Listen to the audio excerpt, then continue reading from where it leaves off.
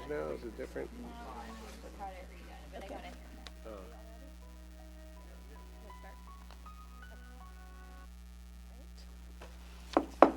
Good evening, everyone.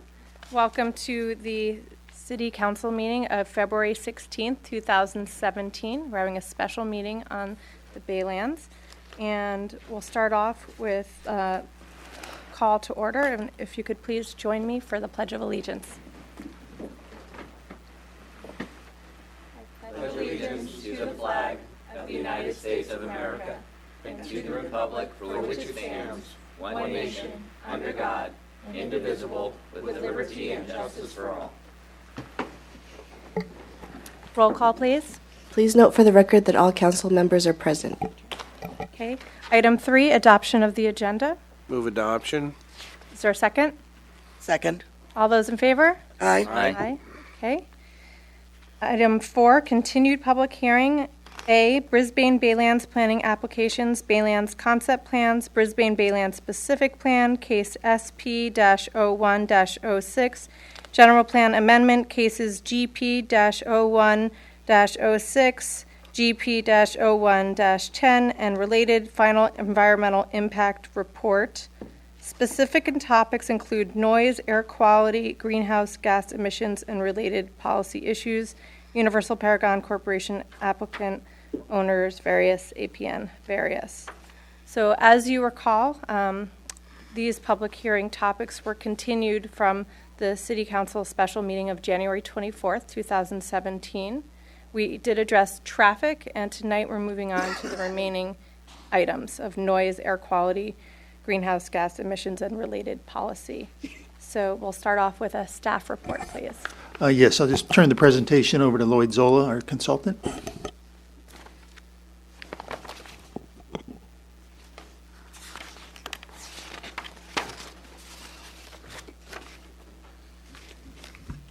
Ready. Thank you. So today we'll talk about traffic-related issues and some of the things that come out as a result of the traffic that we talked about over the last couple of meetings. First, in relation to air quality impacts, the basic impacts that are dealt with are the fugitive dust, and we talked about the very small particulate matter, and another way of looking at what a PM 2.5 is. 2.5 microns is about half the size of a human red blood cell.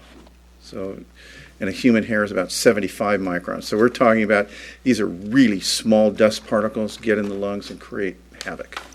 The other construction impacts relate to the use of construction equipment, paving, painting buildings, hauling materials. Long-term impacts addressed in the EIR related to the use of natural gas, landscape maintenance. Mobile source emissions, traffic is the largest generator of air quality. And there was an air quality health risk assessment done for the environmental impact report. And what that addresses is, with all the mobile source emissions, all the emissions on site, are the concentrations of toxic air contaminants enough to create a cancer risk? And it was determined that it was not. And one of the reasons for that is just the amount, even with the amount, a lot of the emissions are mobile emissions, which are spread over large areas, plus you're right in a major wind pattern. So there's much better dispersion than there might be in some other areas of the Bay. You would also ask questions about how many days exceeding standards, and that's what's shown up here. Average for the Bay Area Basin of all of the various reporting stations, 3 days per year exceeding standards for PM10 2.5. At Arkansas Street, the closest station, there have been none. So again, the wind pattern. If you go to City of Riverside, 10 days per year. And as I mentioned, the Central Valley, Bakersfield, about 32 days per year exceeding standards. So about every 2 weeks, or average, but some long periods of time, every day is exceeding standards. Now, mitigation measures that are in the EIR relate to implementation of what are called best management practices. Those primarily related to construction impacts. There's a whole series of mitigations recommended by the Bay Area Air Quality Management District. And put all together, when we look at construction impacts, it's less than significant. with all the mitigations. Now, when I say less than significant, that means below the thresholds set forth by Bay Area Air Quality Management District. Significant, less than significant is not the same as acceptable to this community or not acceptable to this community. While the AQMD and other agencies can establish thresholds that determine significant or less than significant, only you determine as the council ultimately making a decision what's acceptable or not acceptable. Operations impacts under all of the scenarios are significant and unavoidable, largely because of the massive amount of traffic. So in terms of GHG emissions, and this was one of the issues that was very concerning to members of the public related to at the Planning Commission hearings. The GHG emissions are measured, first of all, in tons, equivalent tons of carbon dioxide. Just the whole concept to me of tons of a gas is hard to imagine, but there is that much greenhouse gas being put into the environment. It also recognizes that certain gases like methane have far more effect in terms of greenhouse gas effect than carbon dioxide does. So it's all measured in the equivalent of carbon dioxide. So certain gases like methane are much more heavily weighted. So a ton of methane is not the same as a ton of carbon dioxide. So you see it's all in equivalence. The threshold here is what became a large part of the discussion at the public. And the efficiency threshold that's used by the Bay Area Air Quality Management District is 4.6 tons of the equivalent of greenhouse gas or carbon dioxide per service area population. How many people would live on the site and work on the site? So in the developer-sponsored plan, both residents and workers. In the other scenarios, just workers. And the reason it's done as a ratio of total amount of greenhouse gas to population is, one, it captures the impacts from projects of all sizes. So I'm sorry, Lloyd, what's the timeline? You said 4.6 tons over a period of a year, month, a day? I'm sorry, annual. Huh? Yeah, annual. Annual, okay. Air quality is day. Okay. So the idea is that by using per service area population, you can compare the impacts of a very large project with a small one. So a very efficient, very sustainable, large project would have a lower amount of tons per service area population, and a very inefficient, poorly designed small project would have higher. And it also then captures the notion that if you took one big project and carved it into 50 different little pieces, you don't want it saying, okay, 50, if you cut it into 50 pieces and bring it forth as 50 different projects, they're all less than significant, when if you looked at it all at one time, you realize how substantial it really is. The population, the idea of per service area population is also consistent with statewide goals such as AB 32 and all of what we're trying to do statewide to say there's going to be population growth in the state, and how do we reduce greenhouse gas per population as our population grows. So that's the basis of the threshold. Now, the total emissions, so if you just add how many tons of greenhouse gas, they are highest in the developer-sponsored plan, in the DSP scenarios. There's more greenhouse gas. But because the service population, residents plus employees, is higher, the per service area population is less. And so, and I'll talk through how this actually occurs in a second. The GHG emissions in the draft EIR were determined to be less than significant for the developer-sponsored plan, significant for the community prepared plan without residential, and I'll talk about the difference and why that occurs. Why does the more intensive plan end up more efficient than the less intensive plan? But after the release of the draft EIR, the AQMD produced a new analysis model. So we went back, reanalyzed greenhouse gas, and based on the Bay Area AQMD newest model, all of the scenarios would be less than significant. Now, here is, and we talk about the VMT per service area population. The things that go into it is, one, there is a modest amount of capturing home-to-work trips within the Baylands where you have both housing and employment. And the assumption is of that type of trip, 5%, 1 out of 20 trips of people who live in the Baylands going to work, 1 out of 20 stays within the Baylands. That 5% internal capture is consistent with what's now reported in Brisbane, where in the last census, 6% of the population in Brisbane said they either walk or bicycle to work. So pretty modest capture. But you then add to that where you have trips that are home-based in the developer-sponsored scenarios, taking the kids to school, going to shopping.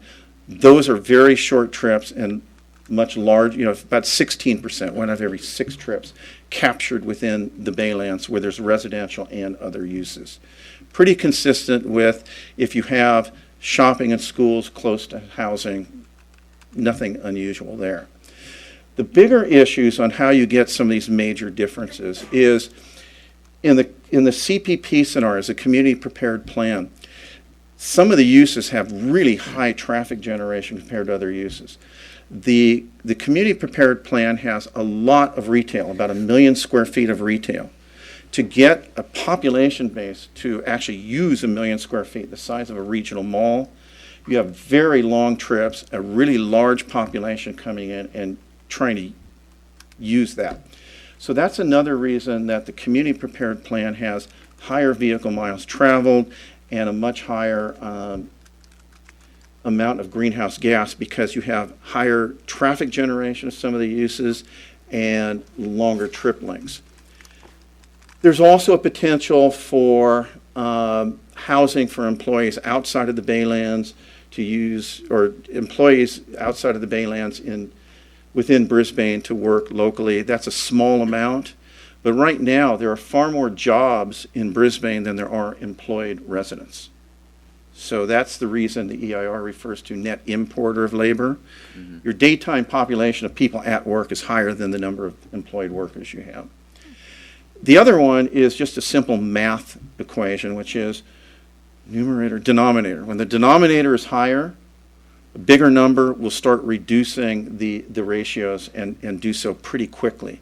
So there's a lot of different things that come together to create that difference in per service area population. And all that it says in the end is it's a matter of efficiency, has nothing to do with what you as a council would want or not want for land uses there. Just a piece of information. Let's go back one. Okay. There's various means of dealing with air quality and GHG emissions to further reduce. One, and consistent with the Planning Commission's recommendation, just go with lower intensity alternatives. Less development will have less air pollutant emissions, less greenhouse gas emissions. Strengthen the transit orientation of on-site uses. The more development is clustered at the Bayshore Station as opposed to spread out all over the site, the more likely it is people will use transit. Once somebody gets in their car trying to get to transit, they're often likely to keep going. And the other one is, in terms of non-residential use, keep the amount of retail to that which can be supported by the population surrounding. So don't create so much retail that you're trying to draw in, the project's trying to draw in, not workers, but shoppers from large distances. And that's one of the downsides of the CP, of the community prepared plan scenarios. In terms of noise, you've got a lot of noise sources out here right now. The freeway, Caltrain operations, Bayshore Boulevard, industrial sources, and as everybody in the community knows, overflights from San Francisco Airport. The other thing that is very different in Brisbane than other communities is the metaphor that was used in the noise study is your topography is like an amphitheater. And everybody talks about the Hollywood Bowl down in Southern California, how well sound carries, that you can sit up at the top and hear people talking at normal voice down. It's not that they're talking louder somehow. It's making it, the noise is getting louder as it goes. It just carries. There's nothing to stop it. And you have the same situation in Brisbane.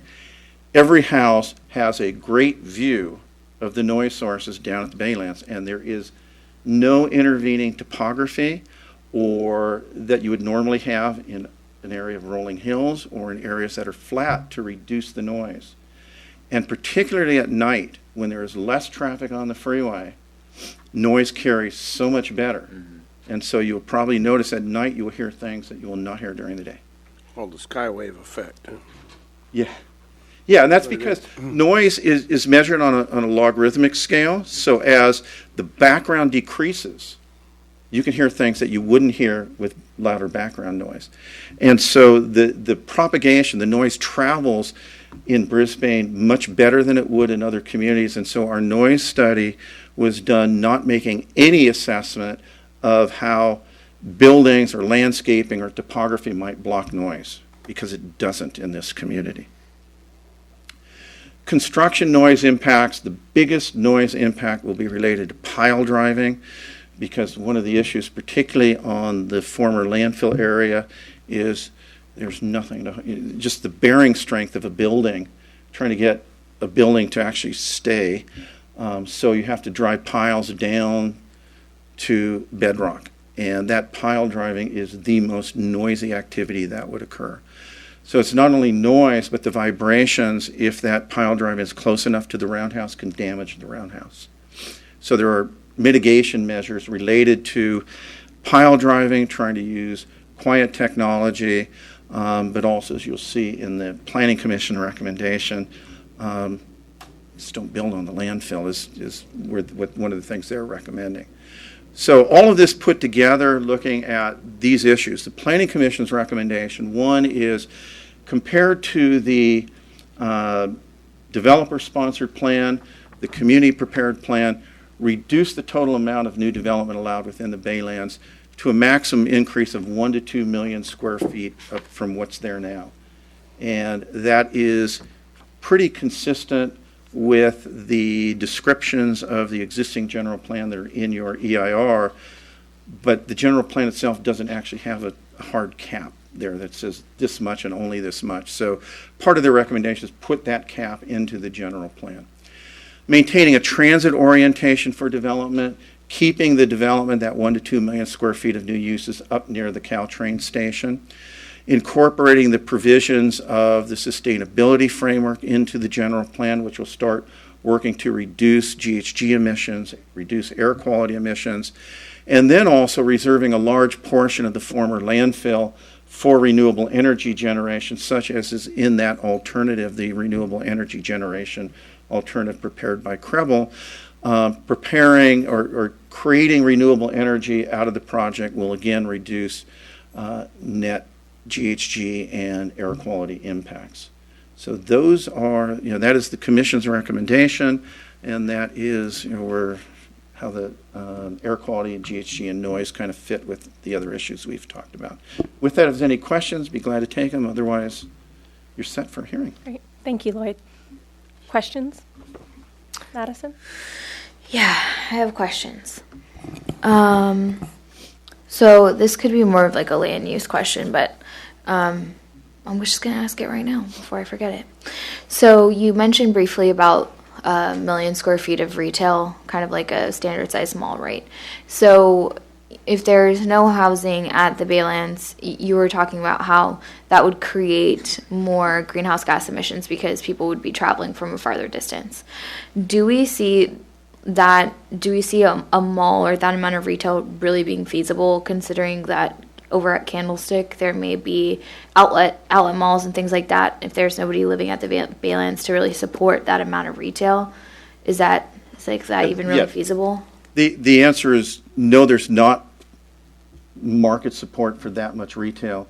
And that lack of market support for that much retail is what's reflected in some of the very long travel distances that are coming out of the traffic model. So that's why the Commission's recommendation is also reduce the amount of retail to that which can be served by the immediate community. Right, because just because people will have to drive from farther away doesn't mean that they that they will. Doesn't mean that they will if they have other choices that are closer to Closer. the same things. Okay, well, we can get more into that when we talk more about land use, but I was just curious. Okay, so I have a couple questions about emissions and then a couple questions about noise. So on page 195, at the bottom, it discusses pile driving. And it said pile driving and other construction activities would exceed applicable noise standards during construction. So you may not be able to answer this. That's the very last sentence on that page 195.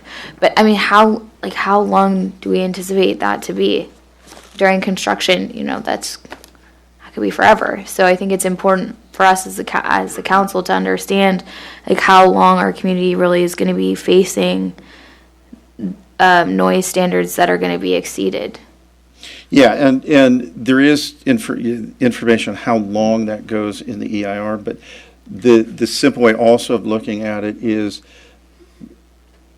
less development results in less construction. The amount of grading that will be occurring, moving dirt, which is one of the noisier operations, stays the same regardless of how much development is out there.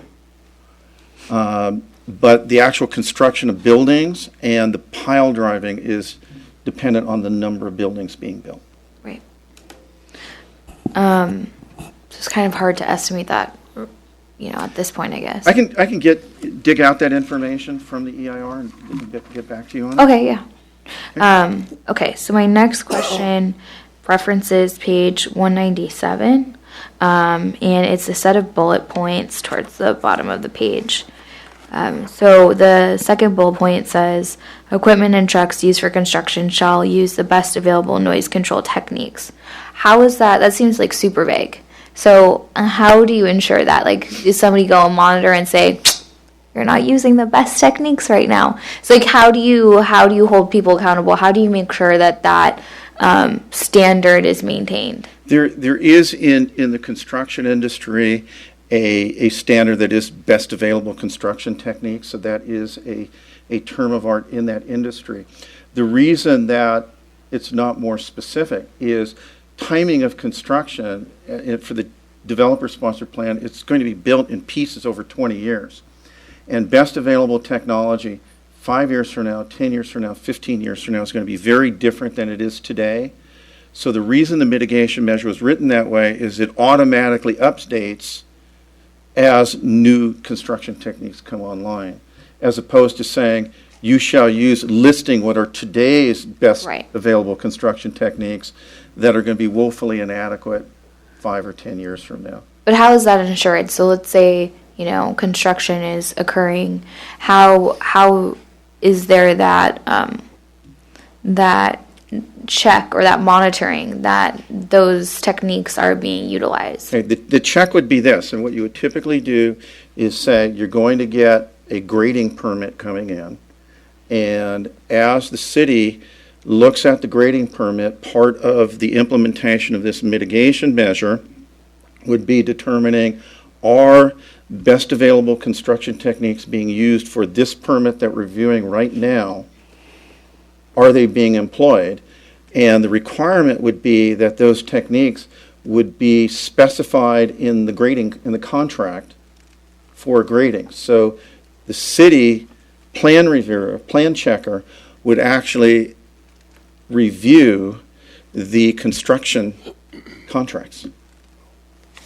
Okay. And that's a fairly typical way of doing it.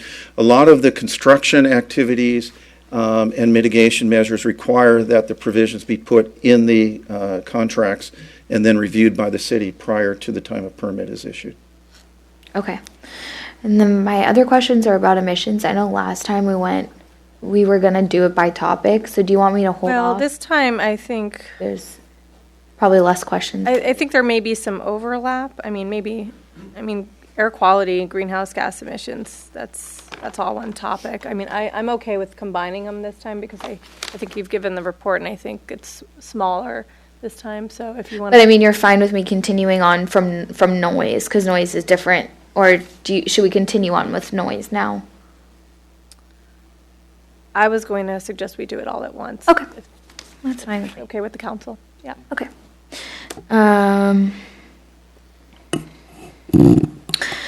So my next question is related to page 245. There's the last sentence on that page. This is kind of one that I kind of already know the answer to, but I'm gonna ask it anyway. So I'll let you guys get there real quick. So the statement says, under any circumstances, each of the 4 proposed development scenarios would result in significant unavoidable air pollutant emission impacts. Would you say that this is common for most large-scale developments? Okay. Yes, and they are, because as compared to GHG, air quality impacts are pounds per day of various pollutants. Okay. And then my last question is related to page 262, related to a comment that Glenn Fieldman made when she came to a planning commission meeting. It's kind of at the top of the page. I'm just going to take it from the middle. So it says, she expressed concern with the final EIR's use of the new GHG model, which is really dependent on improved efficiency of engines, to argue that GHG emissions are going to be reduced in all plans from the original estimates. The new model found that the CPP and the CPPV scenarios would not significantly impact GHG emissions. And because of this, the final EIR proposes deletion of mitigation measure 4F-1, which would have required all new development in the project site to develop a GHG emissions reduction plan. So my question to that is, can you require a mitigation measure anyway? There's a way to do it, and let me explain. Under CEQA, you would not have you could not impose a mitigation measure for an impact that's less than significant. The concept under CEQA is, if it's less than significant, no mitigation. If it is significant, then mitigation is required. Now, that is not to say that in your review of the project itself, that you would impose certain requirements on the project. And for example, those would be all the provisions of the sustainability framework that would work to reduce GHG emissions are not mitigation measures, because there's not a significant impact, but they still can and will be imposed should you say, yes, we will include those in our general plan. I think we kind of talked about something similar to this at the last meeting, and I was talking about something like, can you force it anyway? And it was almost like creating a contingency. We'll approve X, Y, and Z if under these circumstances, in addition to what CEQA requires. So if I'm understanding you correctly, that's what you're saying in this situation we could do as well. Right, and always keep in mind, parallel to the CEQA review and what's in the EIR, with all of its rules, and the basis of an EIR is essentially repairing damage or avoiding damage, but it's yielding essentially as close to the existing situation as possible. CEQA is really difficult to use to improve the situation, and improving the situation and achieving community goals, that's what your planning review is for. Okay, those are all my questions. Thank you. If I may jump in on that score. Okay. I agree with what Lloyd is saying, but in addition, presuming that there's going to be a development agreement here, development agreements certainly give the council a lot more discretion in terms of things that it wishes to see, that there may not be either CEQA-required mitigations or necessarily nexus-driven conditions. And if the developer is interested in a development agreement, council can certainly ask for things above and beyond what otherwise could be required under CEQA or general planning principles. Thank you. Okay, moving on. Clark, No, do you have any questions? I went through the whole process in our pre-meeting through through the last one. So Okay. I had asked all my questions. I think Madison and Terry were there for the whole thing. Yeah. so. Okay. All right. Cliff, or- Go ahead. Oh, okay. Thank you, Lloyd, for the presentation. Okay. So, under noise, so having housing or having hotels near the train station or the train tracks, I mean, everywhere you look, I mean, development is right there. I mean, I was just, this one housing development off of the 280 extension that curves around. It's like, geez, when did San Francisco build that? And it just happened. And it's right. I mean, they use the curvature of the freeway. I mean, it's so. How do you, in here you talk about that these things, going over the acceptable levels. How do we mitigate these? There's a number of different things, and partly what's happening is the notions about how a community ought to be constructed are evolving over time. So and then they kind of loop around sometimes. You go back far enough, communities were designed, at least on flatland, straight grids, everything. You see San Francisco, there's a hill in place, we don't care, we're going straight up and over. But that was the way they were designed. Then you get into the 1960s and 70s, and it was curvilinear streets and a lot of different things, and now we're back to the grid systems. Noise standards and the concept of residential next to noise is evolving also. So if you go back into the 60s and 70s, the noise standards followed a concept of move residential areas away from major noise sources. Don't have them near the rail lines. Now, as a greenhouse gas, efficiency, now we're saying we want transit-oriented development, which pushes the housing right back adjacent to the very rail lines that our noise standards say they shouldn't be near.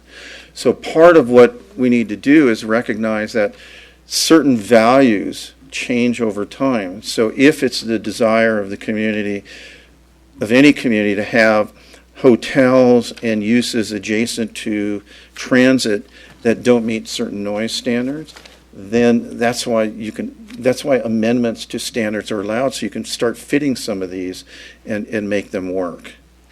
Okay. But it's really your choice about how you want to make them work. All right. And so how have cities like San Francisco mitigated those noise issues? Okay. Part of it, and I don't know about San Francisco, but some communities have said in relation to the noise standards, that the noise standard, if we say 65 is the appropriate noise standard for residential, what they will then interpret, they will use that standard to say, that doesn't mean that we can't put residential inside a 65 decibel noise contour, but it does mean that we don't put the outdoor recreational areas subject to that noise. So you would design projects so that the houses or the condo units or whatever they are block noise to the open space areas, so you're not having that kind of noise there. With single family housing, that's done to say that it's the backyards where people are having their quiet time that need to be shielded from noise. So you can interpret standards differently. Mm-hmm. You can write them differently. You can, in some cases, say that our noise standards are such. However, for transit-oriented development, we want it next to. These are the noise standards, different than we would have in single-family areas. So transit-oriented development could have different noise standards than your single-family. All right. And then, the train tracks are going to be embedded, right? And so then you have these walls. I mean, I'm assuming that would absorb a lot of the noise and vibration that would be caused by it will change the noise characteristics, because if you drop the noise source down, noise is very much line of sight. So if you're blocking line of sight, that's the whole idea of a sound wall. It will change the noise characteristics. So noise will go up and out. It may not do much when you're up on top of the hills, but locally it could. Vibration maybe not, depends on the design of the wall, because then now you're dropping it down, and vibration goes underground. So depends on to what extent those walls are designed to absorb some of the vibration. Okay. You would presume that would be part of the mitigation for dropping down the rail line. You would think so, yes. All right. Yeah, so we talked about, the pile driving. So, using San Francisco as an example, I mean, so they're building these very, very tall buildings, and a lot of them drive down to bedrock. Not all, but some do. The ones that are smart do. A couple that we know of. Yeah, and so I mean, you have this, these buildings all around the project site. How do they deal with the noise? I mean, it seems like, once in a while I might drive by a construction site and it'll be kind of noisy, but really not like the driving of the piles, the pile drivers, like on a constant basis for a long period of time. There are different technologies that can be used depending on how you do it. So there are quieter technologies. There's ways of shielding some of the noise. Pile driving under any circumstances, even with all the technology you have, are going to be fairly noisy. But there's some that's far less noisy. If I remember, there's one of those terms like jumbo shrimp, quiet pile driving. Drilling caissons. Building caissons, drilling rather than pushing it down. Right. So there's lots of different ways at it. Those are included in the mitigation measures. And the other part of the mitigation measures, and it works in two different directions. Limiting the times for pile driving, even a less time during the week than would be allowed for other construction activities, so that there's some relief from the noise. The flip side of that is the more you limit the amount of time that pile driving can be done in a week, the longer it goes on. So you do have the ability to impose those kinds of standards. Okay, no, that's good. All right, and then the IR could have certain mitigation techniques, and if we found something that was better on relieving the community of this noise, we have some leverage to be able to apply that. Yes, and so as technologies evolve, which it likely will over a period of time, you want to maintain the ability to impose newer technologies that were not available at the original time of the EIR. Okay. Let's see. In regards to air quality, so a lot of it, is focused on vehicles, but we also know that buildings emit emissions. I mean, buildings are right after vehicles, and they're a very large percentage. And so, with vehicles moving towards being electric, in our sustainability framework, we have a zero emissions building principle, and Title 24. Z&E is going to be for all residential by 2020, and then 2030 for commercial. The developer, what I can gather, is acceptable to moving forward with a faster timeline than what Title 24 is in regards to Z&E buildings. How do, applying electric vehicles, compressed natural gas vehicles, and Z&E buildings, how do they, get calculated into maybe what a more appropriate evaluation of greenhouse gases are? In the modeling that was done, and you heard the other side of it, which is why are we calculating technologies and changes in technologies that don't exist today? So there's that concern expressed by the public. In the modeling that was done, what is anticipated are the basic requirements that are in law right now for improvements to the fleet. So we know that the most common one are the PAVLI requirements, where we know over time vehicles must get more efficient, that there's changes in the diesel technologies that are required. So the only thing that the models account for are those that are in law.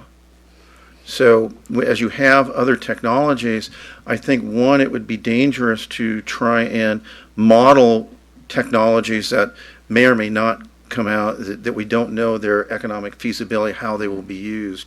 But on the other hand, you'd want to be able to impose requirements as new technologies come online so that you would require use for them. So, for example, we know about electric cars, so you're starting to see projects requiring commercial areas, multifamily areas, charging stations being put in. Yeah. Requirements on single-family houses to put 220 wiring in a garage so somebody who buys an electric car can get their own home charger. Toyota now has a fuel cell vehicle. And the biggest problem with trying to sell them or even lease them is, where in the world do you go refill them? So as that technology becomes more and more common, if it does in fact do that, you could at some point add a requirement for, would it be a hydrogen station, I suppose, being put in large developments, or as a community sponsoring them. Mm-hmm. So that's why you want to keep track of the technology, but not try and outguess what it may be. Sure. So, here, when you're looking at evaluating the environmental impacts, you're looking at current technology, current uses, but in that development agreement, in using the sustainability framework and looking at those key performance indicators, we can say, okay, these are the standards that we want to achieve for the buildings, and in the development agreement, the two parties come together and say, okay, yeah, that is something that we are committed to doing. And so by having those types of commitments in the development agreement, you, in a sense, are beating the numbers that are... Yeah, you could put requirements in a development agreement that would require certain performance targets to be met before they're required by law. Okay. Let's see. Okay, greenhouse gas emissions. I kind of talked about that. I'm good for right now. Okay. Lloyd, thanks. Thank you. Terry? Thank you, Lloyd.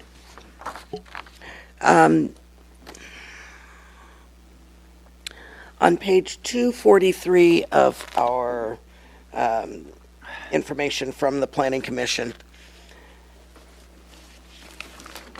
we list the health risks as less than significant. Did they take into account the huge amounts of dirt that are currently on the site when they evaluated the amount of dust and in the EIR and the amount of noise, greenhouse gas, all those things with the current use in the 70, 80 feet piles of soil? The movement of dirt was accounted for, and one of the things we got a lot of comments on in the EIR and also in public hearings was, so what about the contaminants that are in the soil? And the issue there, as we talked about in our first hearings, is that the remediation of the soils to the levels that are deemed safe needs to occur, and by law, a grading operation or a remediation operation cannot create its own health risk. So the remediation operations or any grading that occurs as part of remediation by law cannot result in the release of toxins that would create a health risk. So that has to be accounted for in the remediation plans themselves prior to analyzing health risk. And I know we're not talking about remediation right now, but when we had the remediation information given to us, they were talking about if the remediation created health risks, that then they may not require the remediation to be done.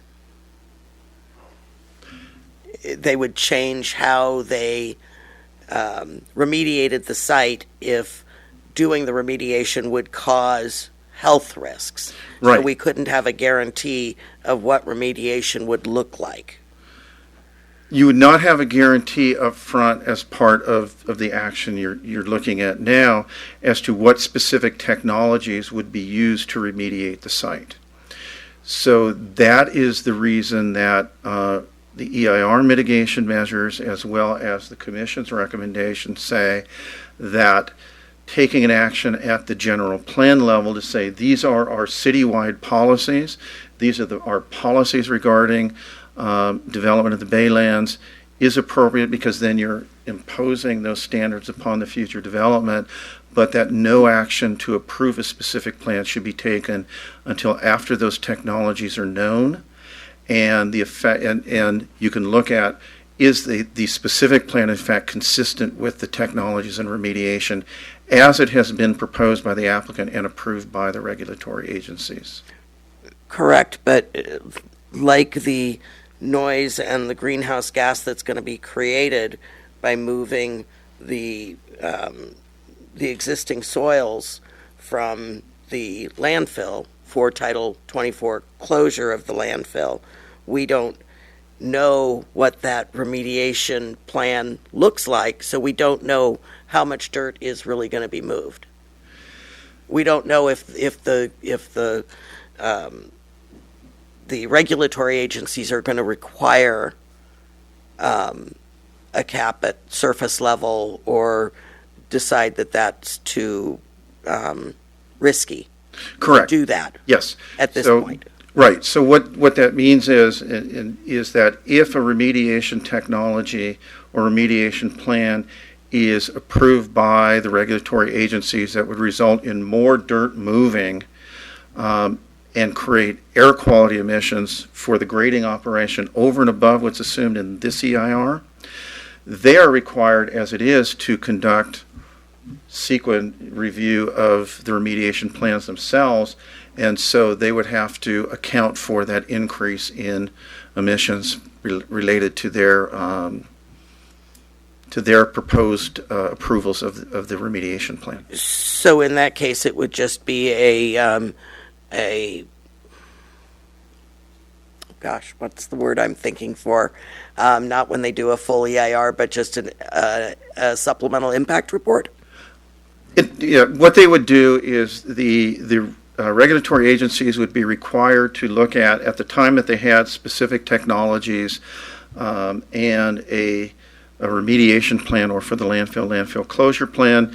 They would then go through their CEQA analysis, determine whether the impacts are significant, less than significant, and depending on if they had to do a new air quality study, depending on the results of the air quality study and other studies, they would make a determination as to whether an environmental impact report was required, whether that environmental impact report would be supplemental to this Baylands EIR, or whether they would then issue a negative declaration.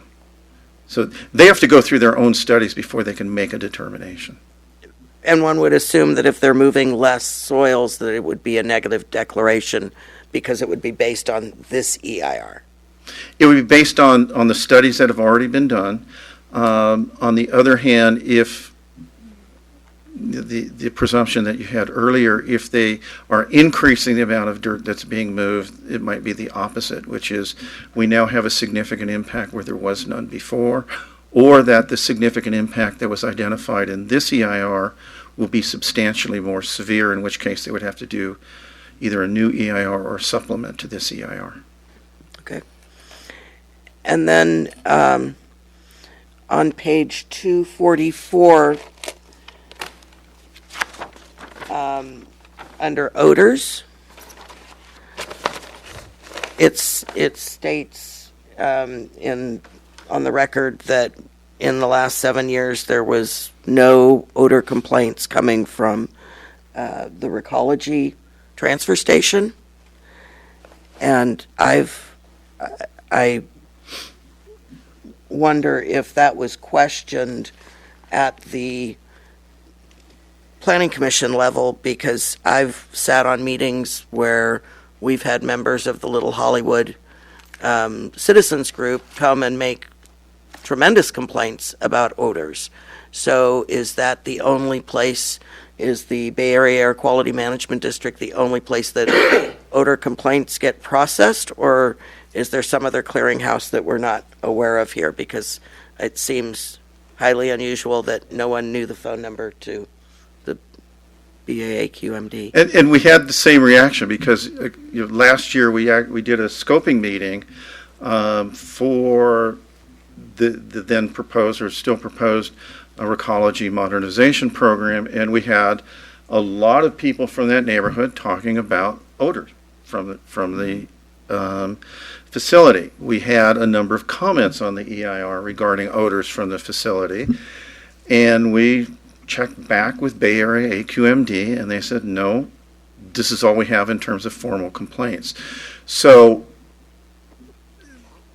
I don't know where to go with that, because it was the things we heard in public hearings about how many complaints people are making, and then we hear from the official Bay Area. And there may be a difference between somebody simply calling saying there's a smell coming from recology as opposed to filing a formal complaint. And so, but the threshold is based on the formal complaints coming from Bay Area AQMD.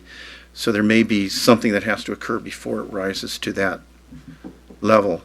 Bay Area AQMD is the regulatory agency for odor control.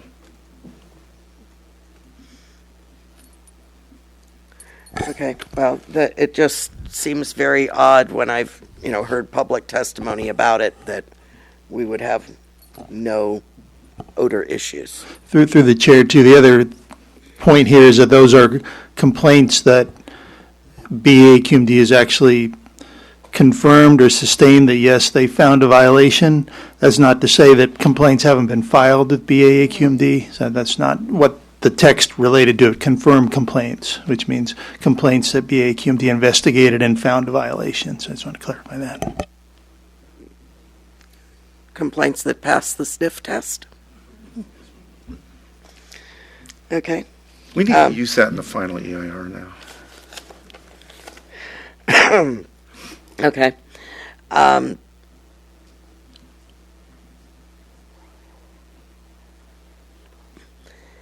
So then on page 249,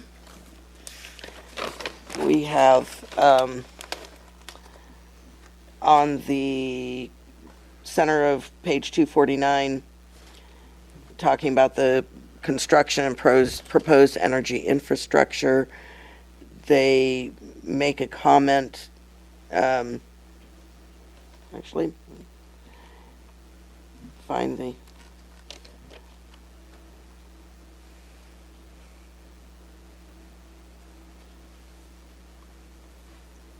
it says project site construction that would not be expected to result in demand for fuel greater on a per unit of development basis than other development projects in the region, except with the remediation of hazardous materials.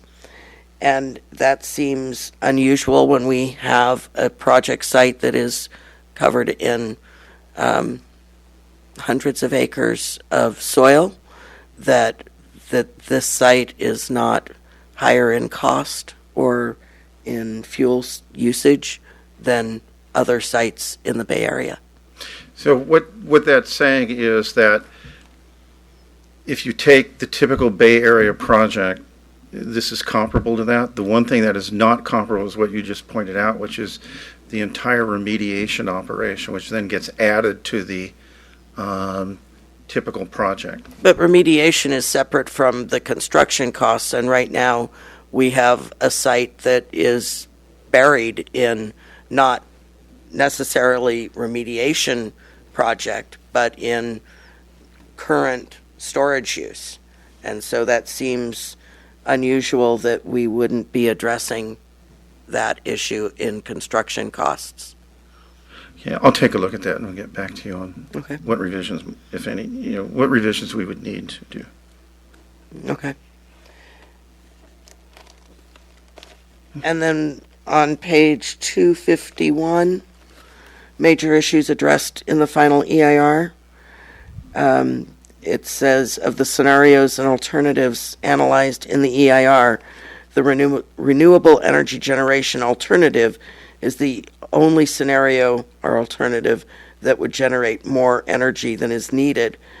But we didn't really analyze the renewable energy alternative as a full analyzation of this EIR. We didn't study it as one of the projects to the depth that the other scenarios were studied, correct? Correct. Now, we did study it in far more detail than the other alternatives. So in terms of understanding that renewable energy generation alternative generates more energy than it uses, we know that. We know a lot of the other comparisons, but it was a level of analysis beyond the other alternatives. Well, it was certainly studied more than what the alternative that's being proposed by the Planning Commission. Excuse me, but it wasn't studied at the same detail that the DSP and the DSP. Correct. So what you would have is the four scenarios at equal level of detail, at somewhat lesser level of detail, the renewable energy generation alternative, and then at even lesser detail, the typical analysis of alternatives. Okay. Thank you.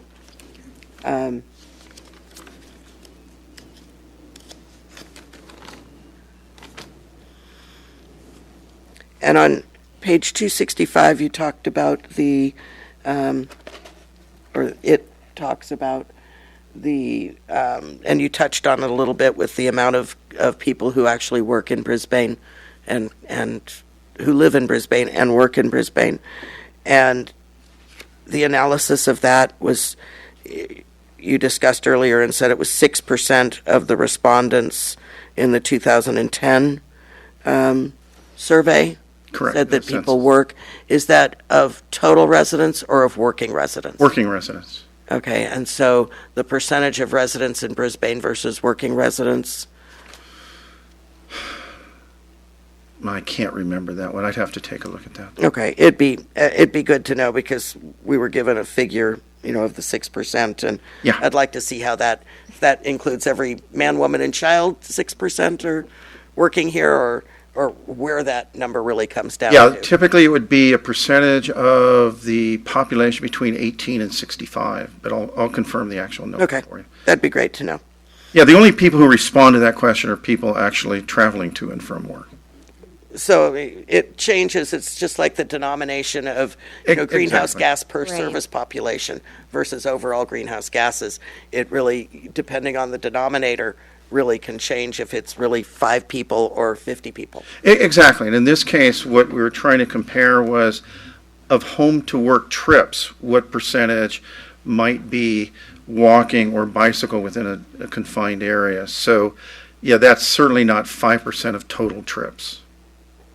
Right. And so it'd be good to know what that number was. I can get that, yeah.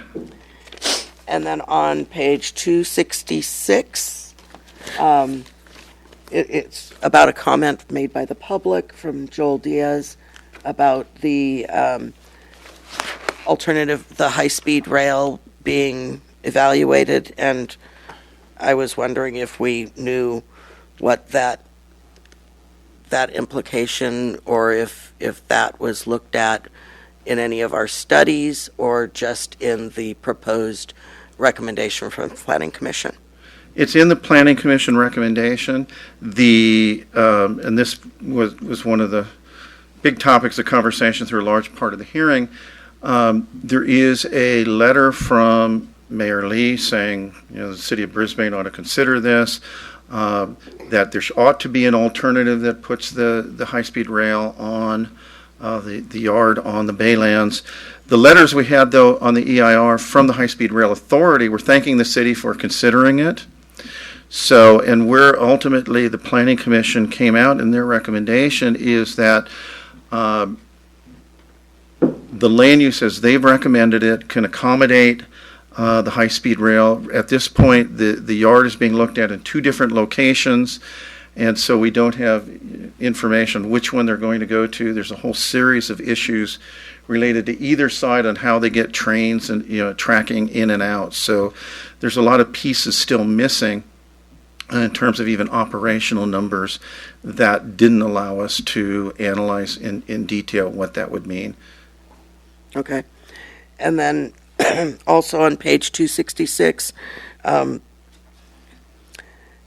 Anya Miller asked about if illegal places for a school had been identified where they would be actually legal to be, and I don't know where that answer was given. Okay, in response to that, there was information that then went back to the commission, an analysis of all the various locations on the site where, I won't use the term legal, but where a school could be put meeting the criteria of the state superintendent of schools.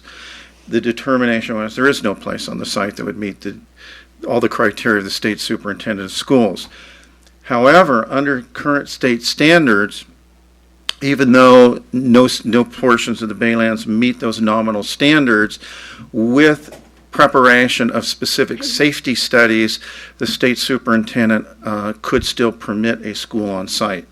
The basic issues that start reflecting where schools could go or not go would be the current state of contamination that require remediation, location of the rail line, location of underground pipelines leading to and from the Kinder Morgan site, the Kinder Morgan site itself. So there's a freeway, so there's a lot of the landfill. So that when we looked through all of those different criteria, there was no portion of the Baylands where you could put a school without going through a series of special studies subject to approval by the state superintendent.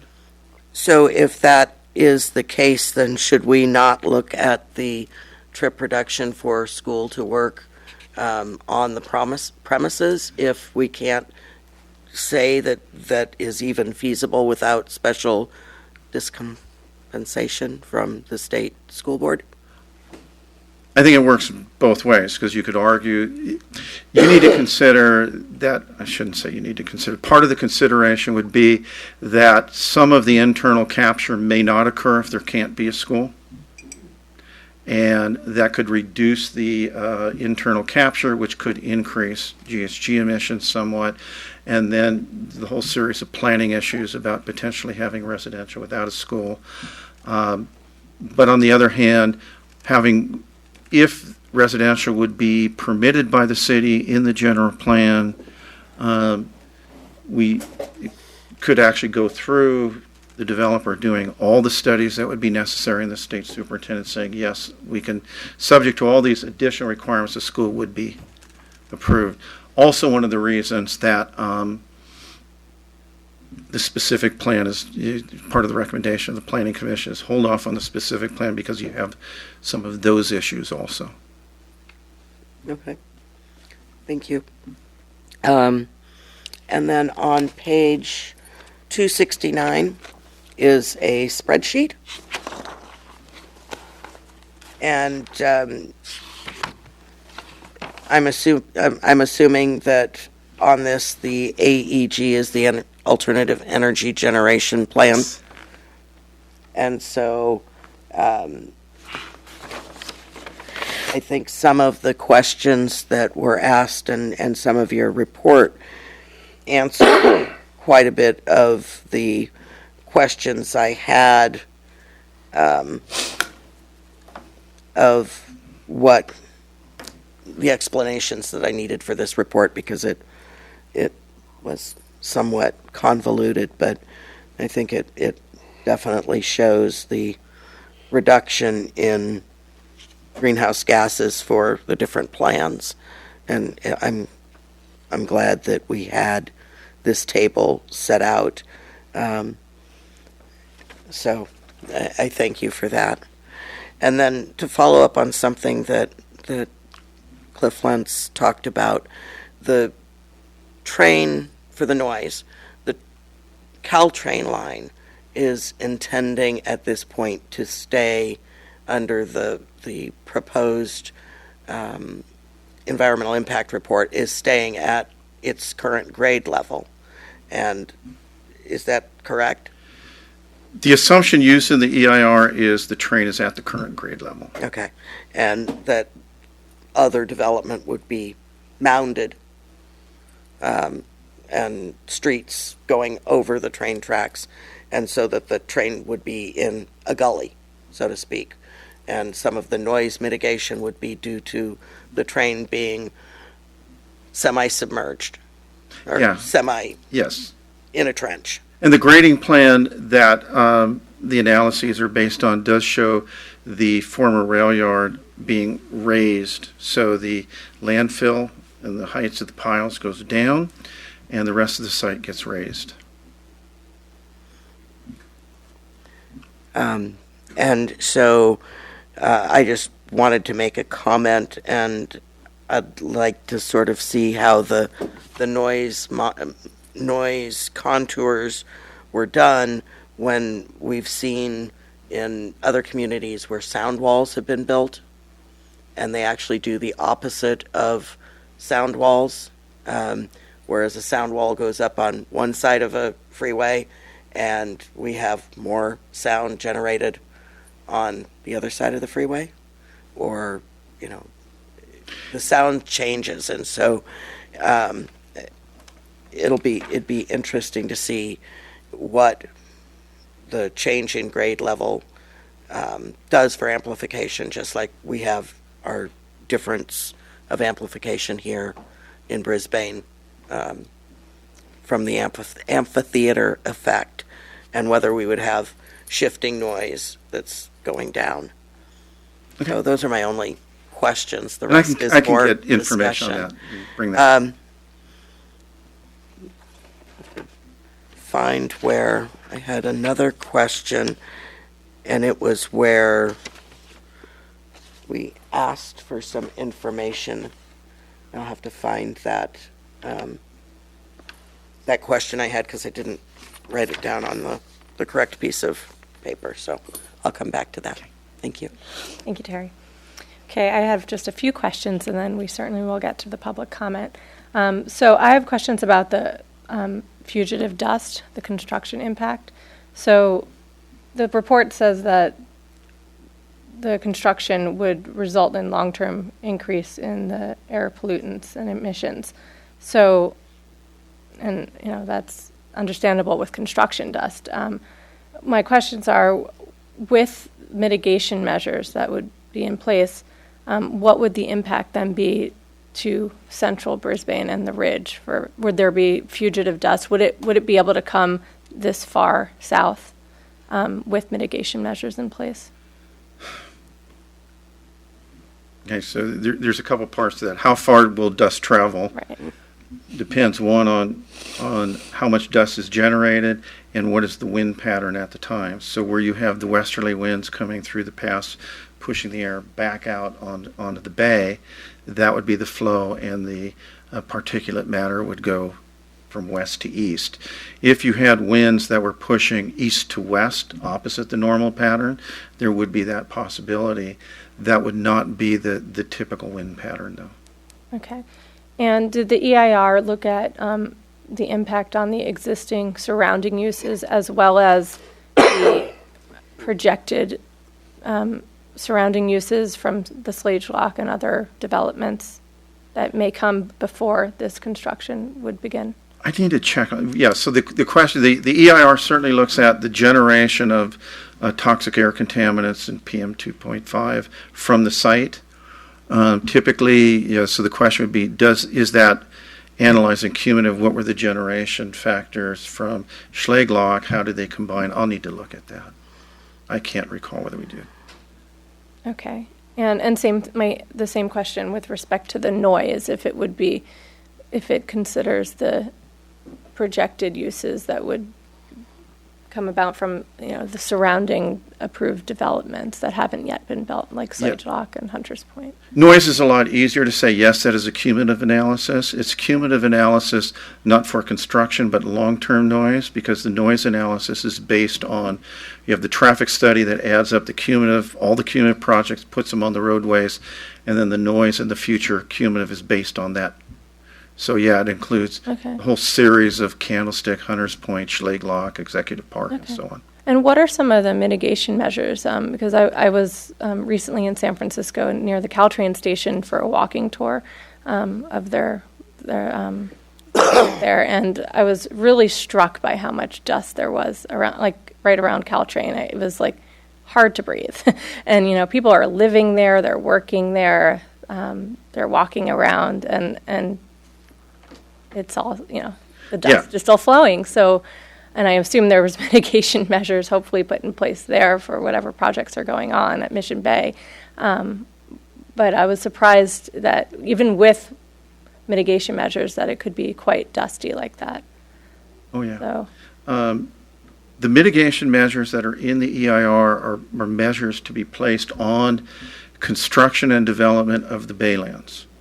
So on top of that, you've got the dust that's kicked up, or PM10 2.5, cars driving on the freeway. There's dust landing there that's kicked up. Same along the Caltrain line. So again, we talked about Caltrain mitigation measures for their own construction and use. Typical construction mitigation, the most effective one is probably the simplest, which is just watering the site, keep the dirt moist so it's not blowing. And what we've seen over time is typical watering was a 3-time daily watering, except when winds are higher than usual. And now air quality districts throughout the state are moving to 4 times a day watering as minimum. okay, great. Thank you. And I was going to ask about the difference in emissions with the different scenarios, but I think you explained that earlier, about how the CPP and CPPV scenarios actually had lower emissions than the community alternative, which I found to be interesting. So unless there's any other council questions at this point, I'd like to open it up to the public. Thank you. Okay. All right, I do have 2 slips. If you haven't submitted a slip, you can simply raise your hand or hand it to Ingrid. Thank you. I have 4 slips now. Okay, so we'll start with Anya Miller.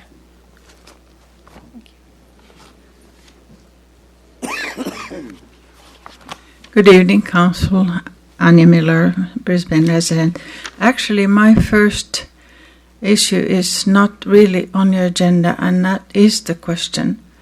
Your entire hearing schedule is omitting energy resources as a topic. It is chapter 4.p in your EIR.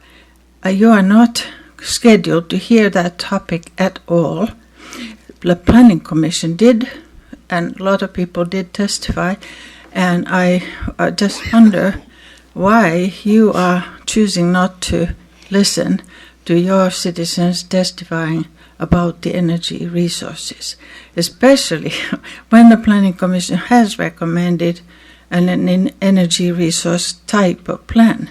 I really would like you to ask your staff, is it your choice or is it staff direction that has eliminated this entire topic from your schedule? Then my comments on greenhouse gas I could hold later, if I may. Okay, you'd like us to call you back up again later? Yeah, after everybody else. Okay. Thank you. Can we have staff comment on that? Yeah, does staff have an answer for that at this point?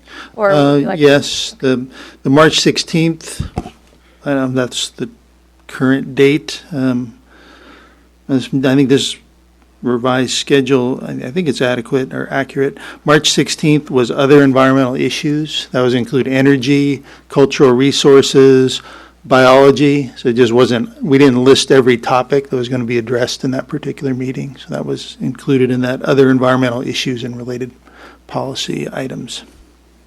Thank you. Okay. Bill Detmer?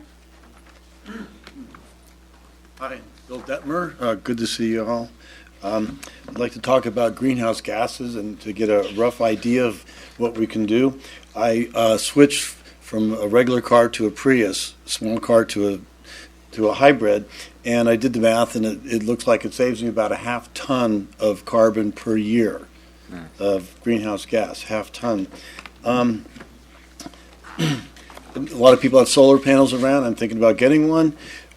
So if you have a setup with like 20 panels, that gives you about 6 kilowatts. In a year, you might get 10,000 kilowatt hours, and kilowatt hours is kind of like one kilowatt hour is about a pound of greenhouse gas. So you could save 10,000 pounds or 5 tons with your solar panel. So I can save a half ton with my car and 5 tons with the solar panel. And then my last example, in the Bay Area, there's about 1% to 2% of people that work in jobs, and they call them mega commuters. They're like over 50 miles away, and they drive 100 miles a day, plus their family has to drive everybody everywhere. So if you have 4 people, you got 3 or 4 cars, everybody's driving, and the math works out to about 30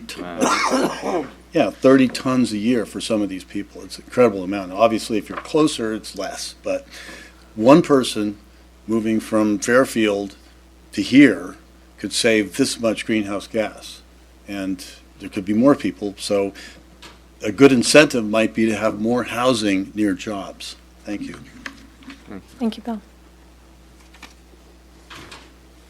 Jonathan Sharfman.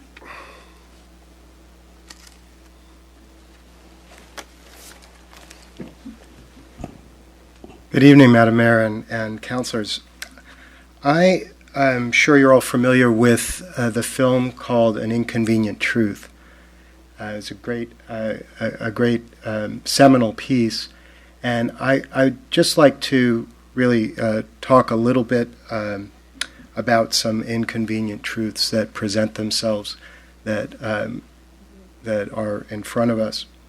I'm going to pass out for the record an August 2016 Bay Area Council Economic Institute report that really concludes that the only meaningful way to address the greenhouse gas emissions reduction goals of AB 32, the Global Warming Solutions Act of 2006, is to reduce greenhouse gas emissions by 5.2% a year on a curve, if you look at the screen, that looks like this, in order to hit those goals of being 80% below 1990 levels by 2050 and 50% below 1990 levels by 2030.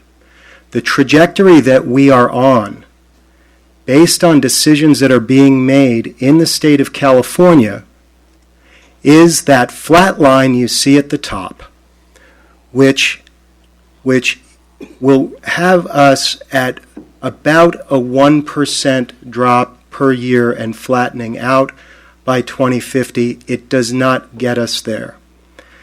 The Environmental Protection Agency has concluded that 40% of greenhouse gas emissions in California are the result of vehicle miles traveled, this theme that you hear over and over again of people driving single occupancy vehicles to their jobs from further and further away.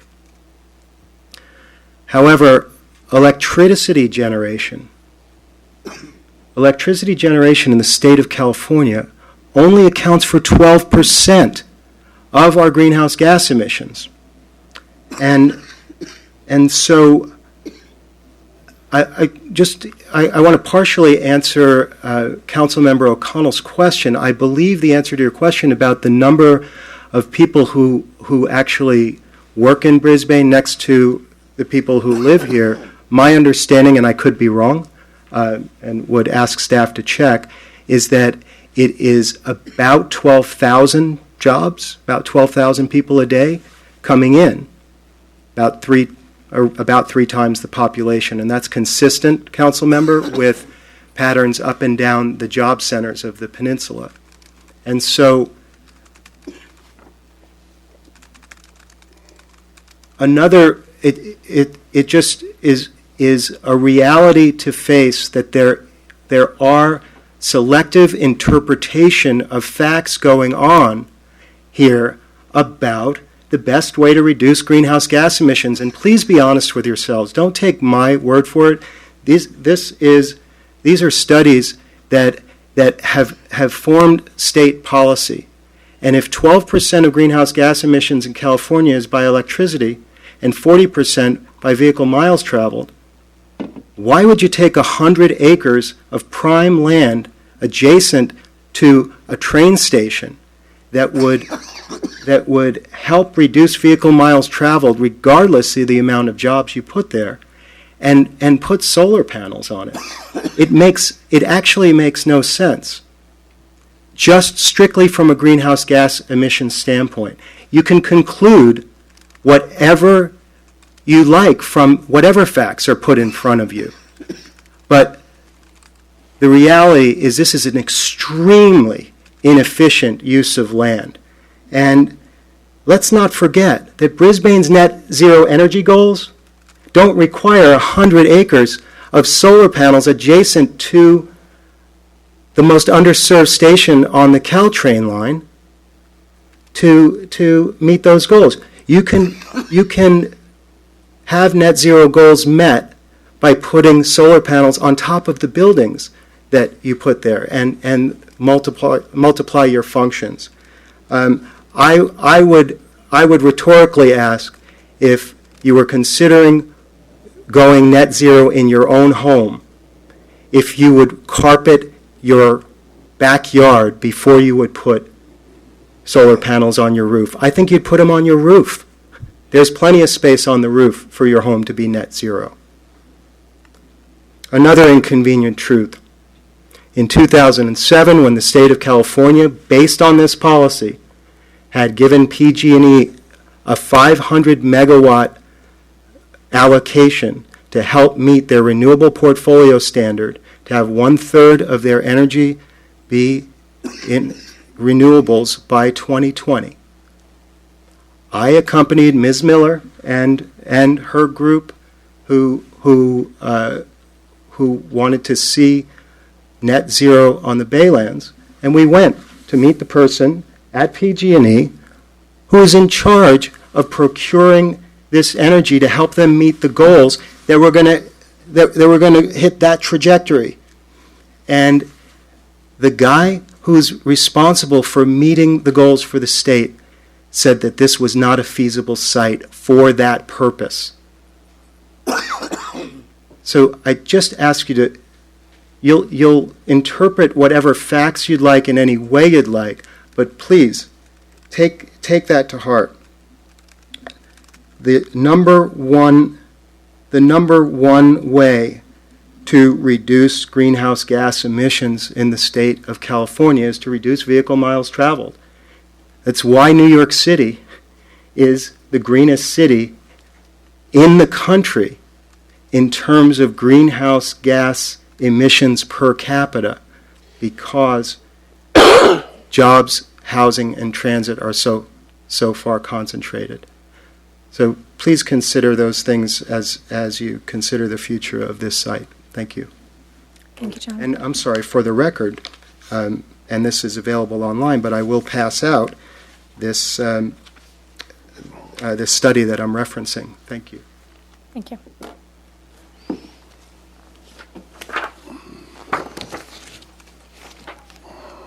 Thank you. And you've given a copy to the city clerk? I will right now. Yeah. Thank you. Adina Levin.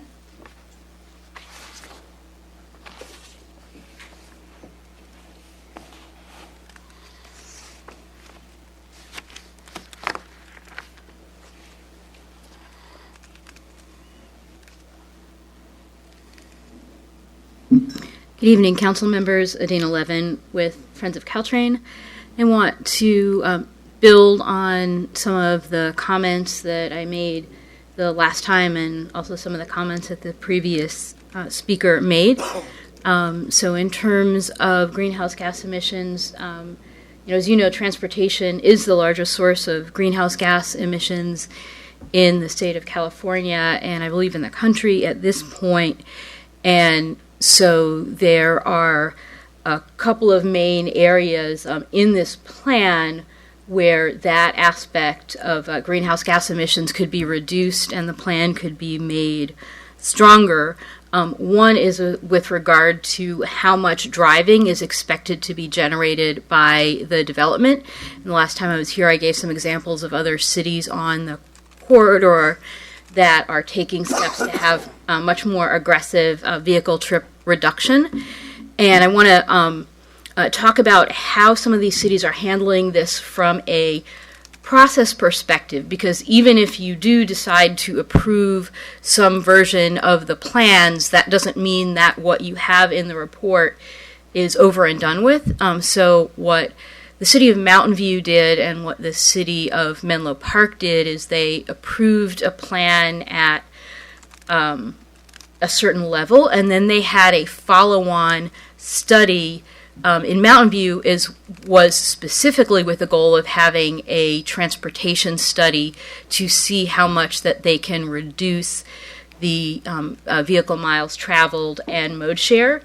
And in Menlo Park, they approved a general plan focusing on the area near Facebook, and they're having a follow-on transportation study seeing what types of transportation will help reduce the driving and traffic, and including potentially setting steeper trip reduction goals than they have in their initial draft based on that study.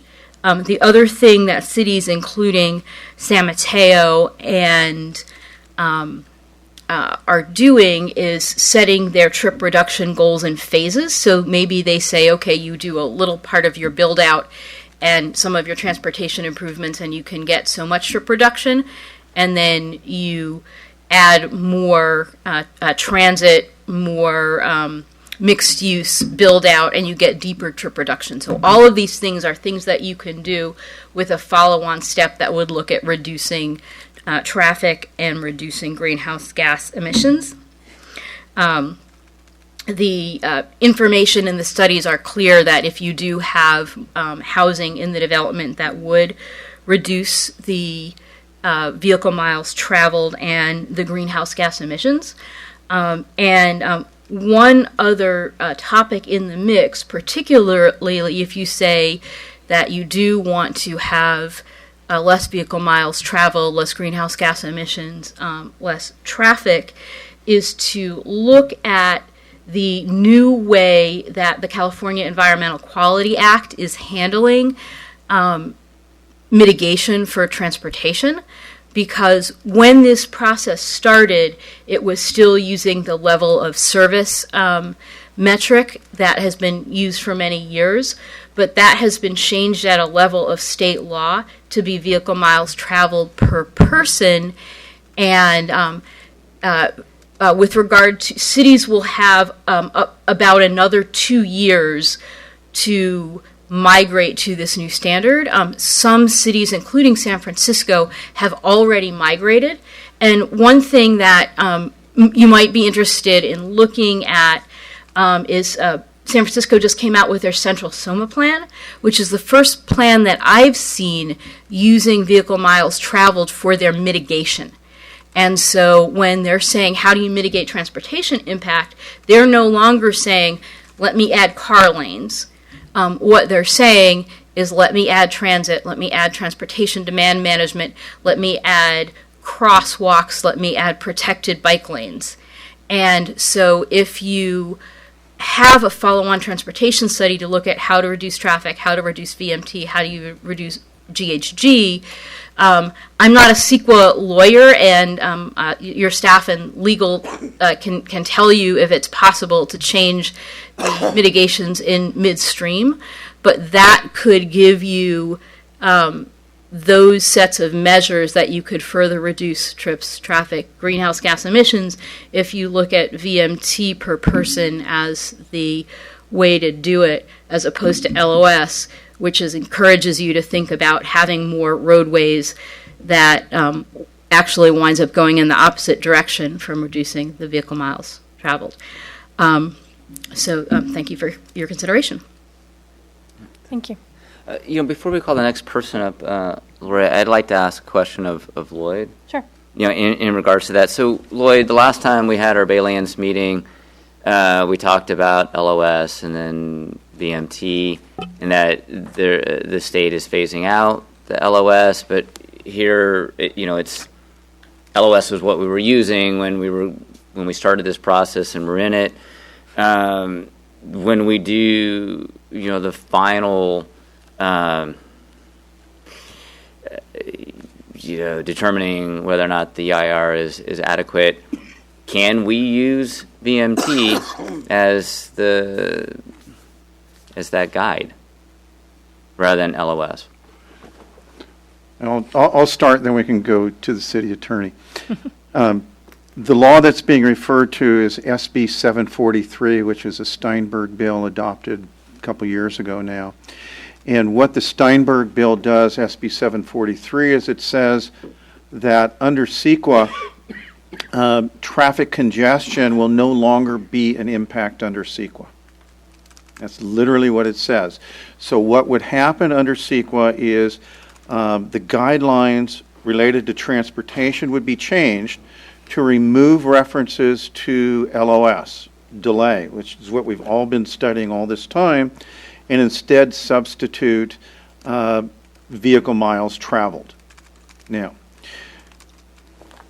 the OPR, the Governor's Office of Planning and Research, has gone through 2 rounds of review of proposed guidelines along with an advisory circular as to how that bill would be implemented. They have yet to submit the final guidelines to the Secretary of Resources for adoption. And once they are submitted to the Secretary of Resources, there will then be another public review and comment. Then, once guidelines are adopted, cities would have 2 years to move to those guidelines. So there's a couple things involved. There are some cities in the state that have abandoned LOS analysis, San Francisco being one of them. However, I would also caution this city, the existing guidelines have not changed yet. So the existing guidelines that existed at the time of the notice of preparation, the guidelines that exist today call for level of service analysis. The guidelines will, then you have the 2-year phase-in period. Over and above CEQA, you still have in your general plan level of service standards. So that, and this is part of the issue with SB 743, so even if 2 years from now, when SB 743 is in place and in an EIR, theoretically you do not analyze LOS, level of service, and congestion in an EIR, if your general plan has LOS standards to resolve congestion, you will still need to conduct the very same studies you do now as part of consistency with your general plan. So LOS studies, congestion studies are not going to disappear under this unless you say to do that. So you could amend your general plan. Unless you amend your general plan to remove level of service standards. But that could be difficult. Yeah. In some cities, it makes sense to do that. Picture San Francisco. So they have level of service standards. If you're going to build a tower that's going to generate traffic and you know it's going to generate automobile traffic, what are you going to do with the streets as a mitigation measure? You can't widen them. You have what you have. It's a built right. And so in that situation, system. And in some cities, like San Francisco, Santa Monica down south, they're moving to these LOS studies or moving to the VMT studies because there's no sense doing typical congestion studies because there's nothing you can do anyhow. The purpose of all of this, of SB 743 and the revised guidelines, right now when a traffic study is done under CEQA, the very first mitigation measures we look at is how do we add capacity to the roadways to move more cars. And for many, many years, general plans have said, and we hear it in the planning profession, we cannot build our way out of congestion. The idea of 743 is that the first mitigation, SB 743, is the very first mitigation measures you would look at is how do we increase transit usage, how do we decrease single occupant vehicles, and decrease vehicle miles traveled. But with all of this, level of service standards, congestion standards are not going away unless you as a community decide to remove those standards from the general plan. And I haven't heard anybody suggest that one through the commission hearings or through the council hearings so far. Okay. So I have a follow-up question to that. So Ms. Levin mentioned that other cities have been doing these transportation studies as follow-on studies. So if we were to do that, would that still be consistent with, because our general plan looks at levels of service. So would we be able to do a transportation study looking at VMT, and what would be the process for starting that? Sure, and it's actually not that unusual to do. What cities are starting to do, who are starting environmental documents now, is, as we talked about earlier, greenhouse gas emissions analyses, the energy analysis that was done, and the air quality analysis. All of that is based on there's mobile emissions, there's mobile fuel consumption, all of which is based on an analysis of vehicle miles traveled. So we could, if the council would want, as part of the final EIR, is extract out of those models the analysis of vehicle miles traveled. And what you're going to find is vehicle miles traveled per capita are going to just about mirror the results you saw for the greenhouse gas per capita. So the community prepared plan will have fairly high VMT per capita because of those longer trip distances related to the commercial. And for all the same reasons, greenhouse gas emissions per capita are higher, VMT will be the same. So we could pull those out. And as you look at the mitigation measures for greenhouse gas per capita, for air quality, and for just reduction of VMT, the air quality and greenhouse gas mitigation measures are also going to be aimed at the transportation sector, which means it's going to reduce VMT. Okay, very good. Thank you. Okay. Next is Clara Johnson.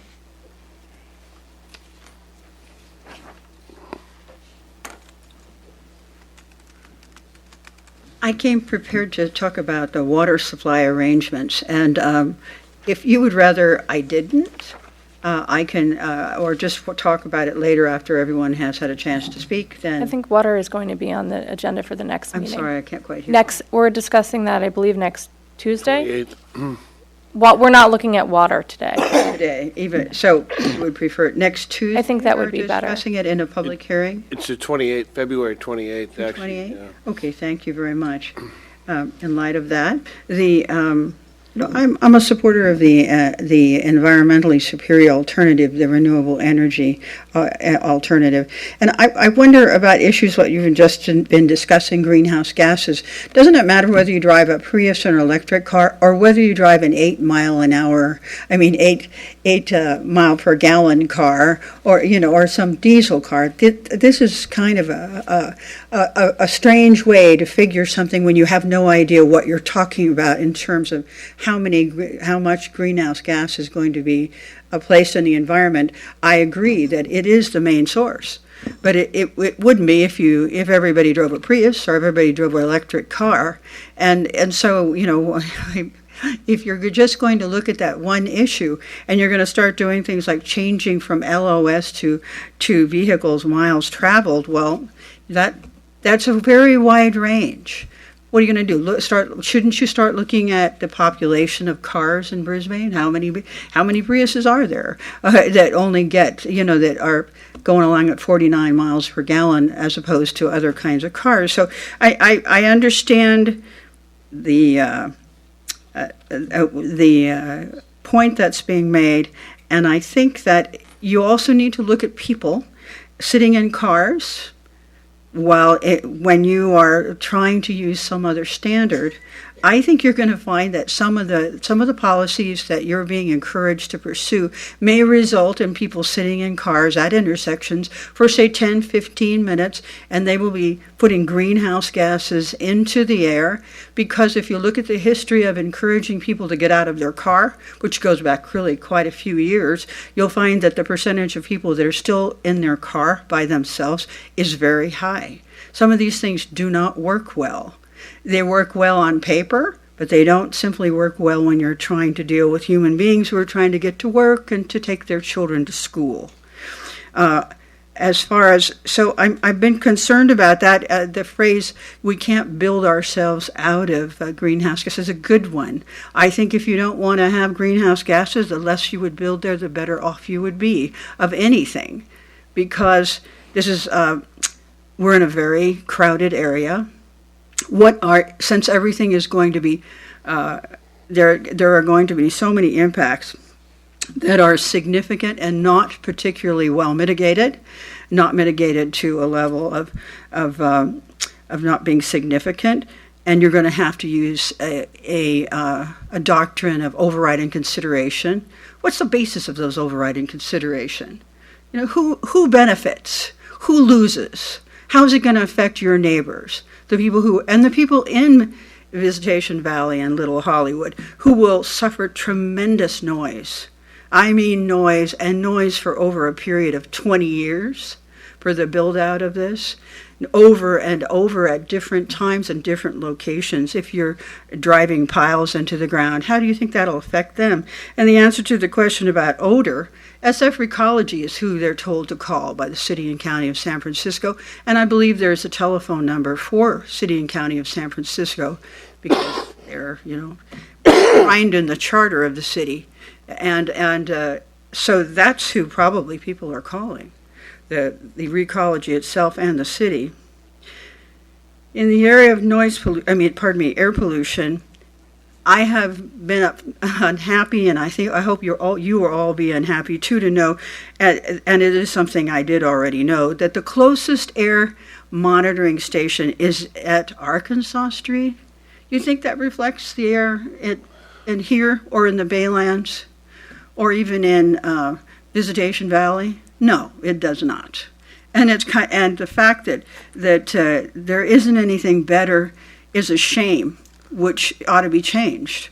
I wish that you would prevail upon the BAAQMD to set up one, or require the developer to pay for a temporary air monitoring station, so that you really understand what you've got there. How bad is it? How bad's the dust? I think some of the data from the studies ought to be checked for the dates. When were they done? What was going on when they were done? That makes a big difference. If you choose a time when they're not particularly working, then you have a whole different outcome than when people are actually moving dirt. You were discussing remediation impact. Do you realize that there's a requirement that all of the soil that was brought onto the landfill before February of 2010 be examined? It was a requirement of Regional Water Quality Control Board, because it wasn't properly examined to see whether it was contaminated, and therefore has to be tested. I'm curious right now, and I don't know the answer to this, that whether or how much of that soil has been tested, or has any of it been tested. But when they're testing every 1,000 cubic feet of soil, and we can imagine there's an awful lot of cubic feet of soil on the landfill, wow, they're going to have to move it a little bit. And we don't know what's in it because it hasn't been tested. So how we aren't really sure what kind of an air pollution impact will be caused by that. And this is just something I've been looking at the plan for the soil analysis in it. And it concerns me. I wonder about it, and I hope it would concern you as well. In terms of noise, a little further, why not, if you're going to build there, you should put in, if possible, perimeter noise attenuation. Like at the airport for backblast, if you've ever seen them by the freeway, perhaps there's something that is similar to that could be used to try to help save those people that are close to that area. and I'm often concerned, although I know CEQA doesn't cover it, in the people who are going to live in these places. The noise level, and Lloyd was talking about 65 CNEL outside your home. The airport has to attenuate that to 45 dBA. If you have 65 outside, you have to get it down to 45 because that's the standard that's required. If you put people on, if you don't require that you make it 45 inside, they won't be able to hear their television. They won't be able to listen to the radio or hear each other. And anytime you go outside, if you've ever been on a freeway, if you've broken down, that's kind of what 65C is like. Very, very loud. And my concern for people who live in those places is it's going to be a very difficult place to live. It reminds me of building tenements. Let's build it where it's dirty and loud, and it isn't going to be cheap, I guess, because it's only going to be 20% or 15% affordable. At any rate, I wonder about that. People want housing, so they probably would come. But I really think that you should consider the impact on everyone around that. And I think you are, to be honest. I feel like you're trying to do as good a job as can be done to make this a project that makes sense for the people of Brisbane and hopefully for the people of Daly City and Viz Valley. And Mr. Scharfman's appeal about greenhouse gases, I'd like to say from other perspectives, as far as placing either commercial or renewable, commercial or residential on the land that would be used for the 100 acres of panels, is that when you look at it from the point of view is that this land's, it's marshland, it's tidal mudflats, it's contaminated, sea level rise is going to impact it, and and if you think about, it's just a lot easier to adjust to solar panels than it is to building. And so I think that it has a flexibility for both sea level rise and seismic events that makes sense. Also, it's a quiet use. You're not going to get a lot of noise out of the solar panels. And you're also not going to get a lot of people driving their cars. So I hope you'll consider those issues as you proceed, and I'll come back in order to tell you my opinions on the other issue. Thank you. Thank you, Clara. Danielle Ames.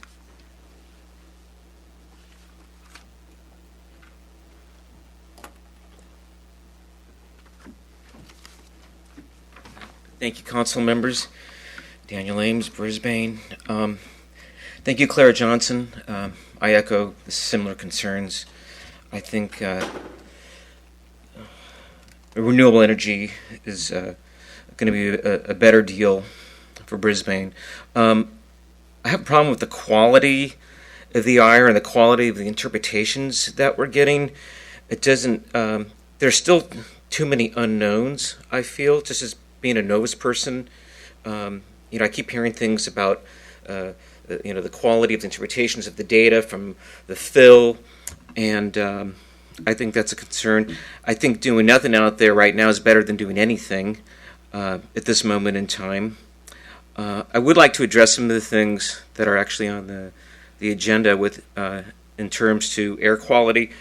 I live up on Sierra Point, and I can see down onto the Baylands, and I've seen it where I've seen like these dust storms where it looks like the clouds are 50, 100 feet tall, and they're like total whiteouts blowing across the Baylands. I'd like to see like maybe a rule in place where if the winds are so high or gusting so much that they can't work out there, or if they got to lay tarps down or something, I'd like to see some more controls over that kind of stuff. And then as far as the pile driving, I remember when that bridge was going in, and remember that noise, and it was like, how can they be allowed to do this like past 10 o'clock, at night? It seems kind of like crazy. It'd be nice to have some sort of enforcement capability I don't know, with the police department or whatever, if the pile drivers are out there doing stuff, like before they're supposed to. I've actually gone in my bathrobe, and I've gone to some projects here in town where they were doing construction at 7 in the morning on a Saturday, and I went up there in my bathrobe and I bitched them out. I mean, I don't want to do that with the pile drivers, of course, but I still would like to see some type of enforcement mechanism to address that. Just to mention a couple of things about myself. I've been driving electric cars for like over 20 years. I'm actually in the Electric Auto Association for like the last 25 years. I'm now in the Golden Gate chapter. I used to be in the Peninsula chapter, and we do a lot of advocacy. We had a meeting last Saturday. We meet once a month, and we had a speaker, Green Power San Francisco, showed up, and they're going crazy signing up people for green power in San Francisco. They're just swamped. There's such a high demand for it, and I know if this solar farm were to go in, there's a lot of customers, and it helps alleviate the need for peaker power plants. It helps alleviate the congestion that they're getting on the 6 main power lines that come up the peninsula. So there's also that piece to consider. That would be a benefit to the whole peninsula, I feel. Let's see if there's anything else here I had written down. Let's see here. I think intelligent city design is really important, and hats off to you for doing your homework. I think this is a really tough deal, and we all really want an intelligent growth for our community. Thank you, each and every one of you. Thank you. Karen Cunningham.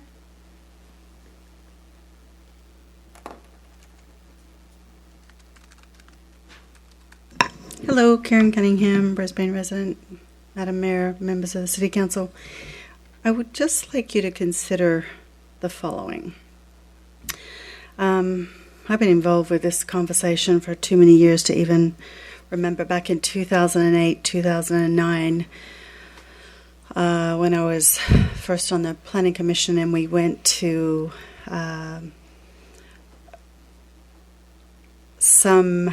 I can't remember what it was now, and we were talking about electric vehicles and self-driving cars and all of this kind of stuff. I brought this stuff back to the council and back to the city, and I was really excited about it. And a lot of people in the community were kind of like, yeah, well, that's about 25 years in the future. Well, it's here. And so what I'd really like you to consider in your thought process about any decision making is, VMT, level of service analysis stuff might not even be relevant in 2 years. I mean, when you think about, I'm not going to mention the 2 cars that are doing the services of picking people up and taking them around, but I think the electric vehicles, the self-driving cars, hello, where does that come from in the last 3 or 4 years? It's night and day from where it was, even 2 years ago. Self-driving vehicles are probably going to overtake what we're doing, driving our elderly people to their appointments and back, because the self-driving cars are going to come and take them. So from that perspective, I actually am wondering, what are we looking at relative to our commuter traffic? The self-driving cars, is that going to increase or is that going to decrease congestion? I don't know. I just think it's things we need to be considering rather than looking at these, old terms of level of services and things like that. So that's always, been in my mind, is that this technology is here. It's not off in the future. It's here, and it's here to stay. Okay. The second thing that I really would love you to consider is the noise aspect of the Brisbane Baylands, and I'm going to speak to this from a very personal perspective, and I think I haven't heard anything brought to you about this. I think it's grossly underestimated, everything that's been brought up so far. So I'll give you an example. About probably 5 weeks ago, very late one night. My husband and I were in the house with the doors closed with music on, and we heard somebody screaming. And we both looked at each other, turned the music off, and walked around the house thinking, where was this person screaming from? And actually, the person was screaming from the Baylands. And we called the police and said, this person is screaming. Obviously, there's a problem. Could you please go out and see what was going on? There were 3 different sets of vehicles dispatched to go look. They couldn't find anything. They called me back 3 times. Finally, they came to my home, and they came out onto our deck because they called me back, and they're like, we can't hear this person screaming. Can you still hear them? And we're like, yes, they're screaming about the devil and killing someone, etc., etc. It was a serious situation in our minds. That's what we could hear. So it wasn't until the Brisbane Police Department actually came to my home and came out onto our deck, facing east on Tulare Street, that they heard these noises. So the noise magnification of anything that happens in our town is extremely different and extremely serious depending on where we live. So when we are talking about noise monitoring in Potrero Hill, it has absolutely zero relevance to anywhere in Brisbane. And when we've got the Brisbane Police Department who is looking at a situation relative to noise on the Baylands, which is where this person was, who was in very serious trouble, and they're driving out there and getting out of their cars and listening and driving all over Brisbane, and they can't hear it, and it's not until they actually come to my home and are on my deck. We really need to be considering the noise issues relative to what we do moving forward. That makes sense? Thanks. And the last thing I want to say is we're just about to put a report out to the city about the difference that LEDs in our home. Over the last 4 years, we've done some major changes in our personal home, changing out from, we couldn't put solar on our roof based on the roof structure we have, unless we spent $150,000 changing the roof, which we can't do. So we changed all the light fixtures out to LEDs, and our electrician said, you've probably done a better job than putting solar on the roof. So I would love to be able to present that to you. What electricity were we using 4 years ago with standard lighting, including fluorescence, etc., and how LEDs has reduced that, and how that might help us all in the future. So again, I would really like you to please consider terminologies about moving forward in the future, rather than looking at old terms and vehicles, mile traveled, and level of service, and all this stuff might not even be relevant 5 years from now. Thank you. Thank you. Greg Anderson.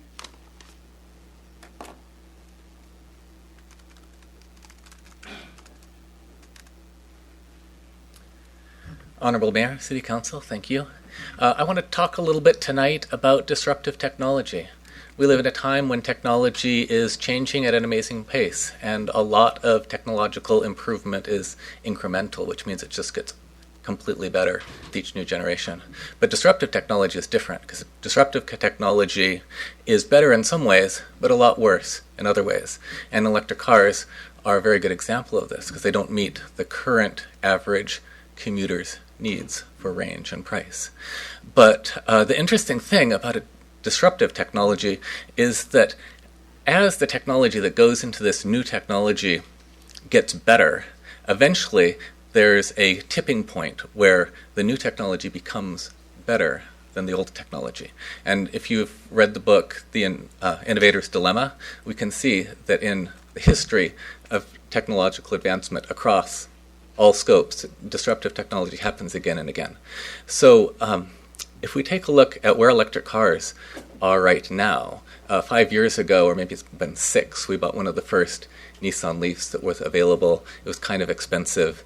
Word on the street was that it cost Nissan $12,000 to $14,000 just for the batteries to go in this car. And it was great for us because we had a second car. So this is an example of how a disruptive technology is good for some consumers, but not everyone can buy one. Now, If I want to replace the batteries in my Nissan Leaf, I can go to the dealer and get a retail price of $6,000 for a complete battery replacement.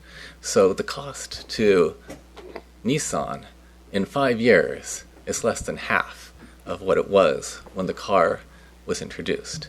We have Tesla is selling cars that can drive 300 miles, and they're too expensive for most people. But the energy density of batteries is going up, and the cost is going down incredibly fast. So if you imagine a situation where we lived in a world where you could go to the car store and buy a car that had a 600-mile range and a single charge and cost less than an ICE car, which is where we're headed, because the components of an electric car, other than the battery, are cheaper and easier to maintain than a traditional combustion engine. Over the course of the build-out of the Baylands, we are going to have electric cars that are cheaper and better than internal combustion cars. So if you want to read that survey that Mr. Scharfman handed you, you'd better read it fast, because it's going to very shortly be obsolete. And there's going to be a complete flip in greenhouse gas emissions. Everything in the DEIR about how greenhouse gas emissions were proportional to traffic, that's going to be turned on its head, because most people are going to be driving electric cars. This year, there's a company called Proterra. They make a bus. And Proterra's claim is that their bus is cheaper to build and cheaper to operate than a diesel bus. And you can question their claim, since they're self-motivated, that in 10 years this model of bus will dominate the public transportation. But in fact, if it is cheaper than a diesel bus and has none of the emissions issues, then I think that their claim is likely to come true. The applicant talked a lot about inconvenient truths, and those are true, and they have a big part in our there are things we have to talk about and think about. But I want to talk about convenient excuses. Not so many years ago, the convenient excuse from nuclear power plant proponents was that solar panel wasn't feasible. Solar and wind power not feasible, required subsidies, so you shouldn't invest in it. Then, as the price and performance of those things improved, suddenly the nuclear industry was saying that alternatives have to partner with nuclear as, equal, let's be in this all together. And now this year, I'm hearing coal companies saying that they want extra taxes placed on alternatives so that they can preserve jobs for coal workers. Jobs for coal workers is, of course, important, but this year, the solar industry employs more than twice as many people as the coal industry. So things are changing quickly. I want to return to the issue of traffic and talk about how all of those things relate to what I just said, but I'm out of time, so maybe I'll write you a letter or talk about I it. think it's not yet read. You might have a few more seconds. Oh, there we It's go. read. Oh, man. The issue is what I want to say next is about the same duration as what I just said, so maybe I'll come back later. Okay. Maybe if you have time tonight. Thank you. Maybe. Deb Horn.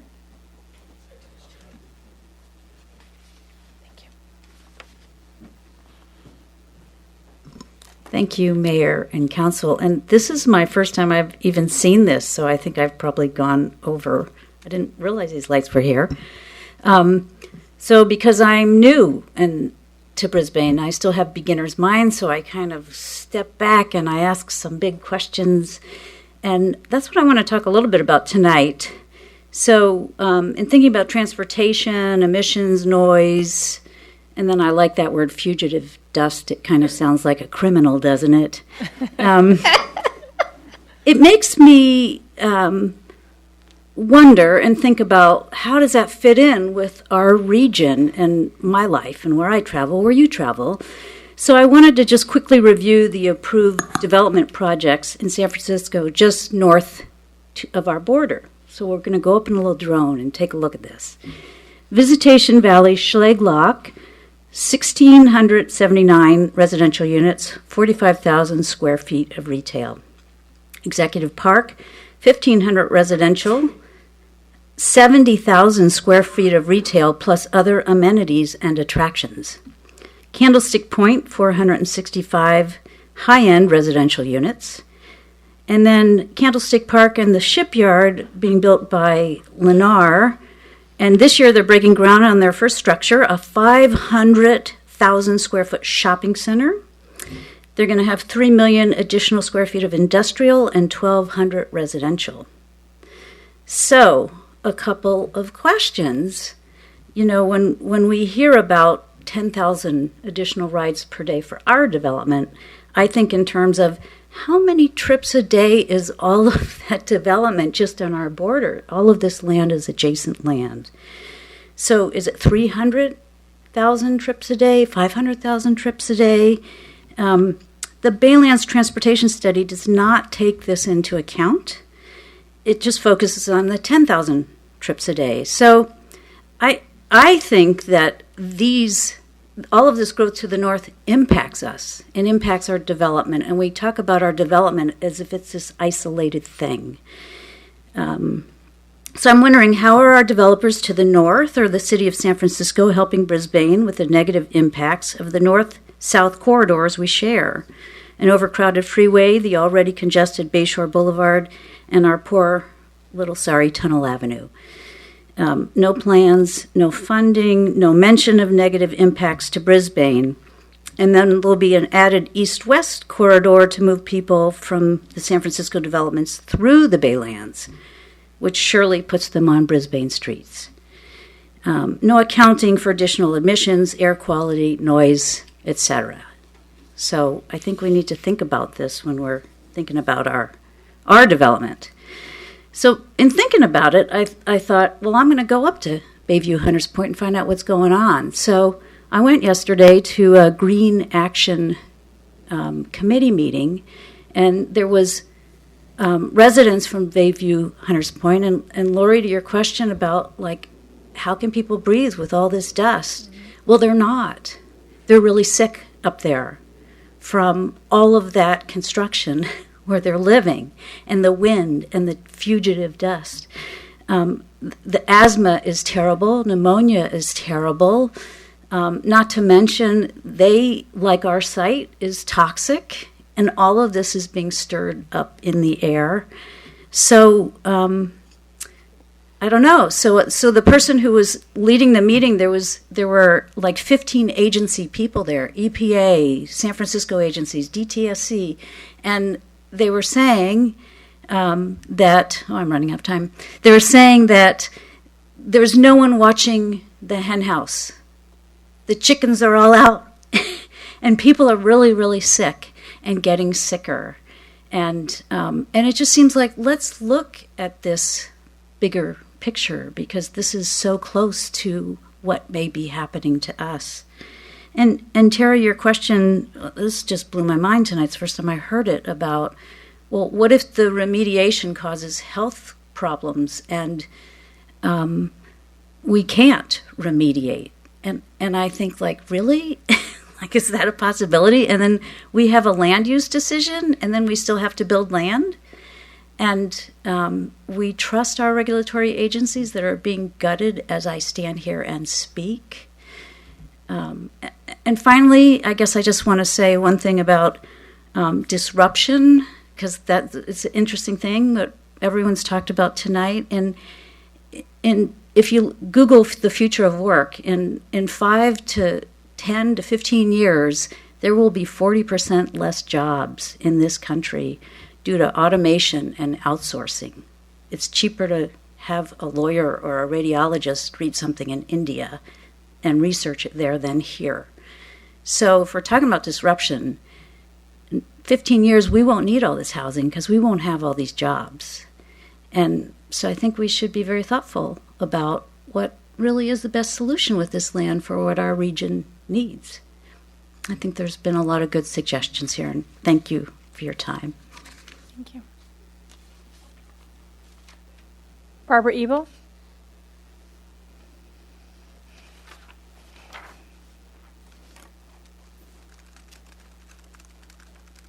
Hi, I was going to spare you myself tonight, but I just couldn't do it. just tailing off of Deb's point, the single most common job in the United States is truck driver. That's the most. So when all those vehicles get automated, you're going to lose your single biggest employment sector in the U.S. And that's something we should all be looking at and thinking about. One of the things that was said tonight kind of struck me because my historical knowledge is that electricity generation is about as big as transportation in terms of contributions of greenhouse gas sources. So I just quickly, did a little Google here. And here's the little pie chart, and you can see that electricity is 32% and transportation is 28%. I pulled up another one here from the U.S. Department of Energy. Transportation is, in this one, transportation is 34% of greenhouse gas emissions, and electricity generation is 40%. So, and also, as everybody else was saying, is if we electrify our transportation system, like Caltrain, like the automated cars, then electricity is going to become 80% of our greenhouse gas emissions if it takes over large portions of the transportation section. Well, maybe 70%, 60%. And then I had some other things I wanted to say. I'm just really, last time we heard about, we're expecting 20% internal capture on the Baylands in terms of trips. And I just don't understand how these new engines are, and if we're reducing, and we're having 20% of the trips, and all of a sudden this changes it from a significant to a non-significant impact. I don't even understand that.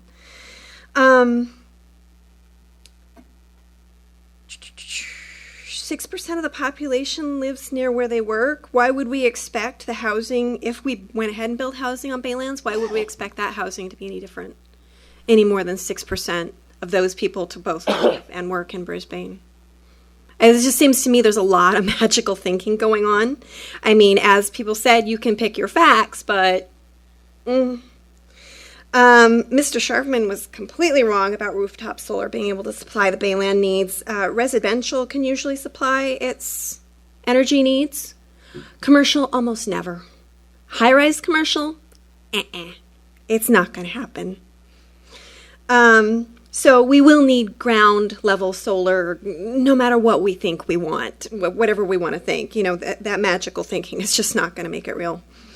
And the NREL, National Electrical, oh my God,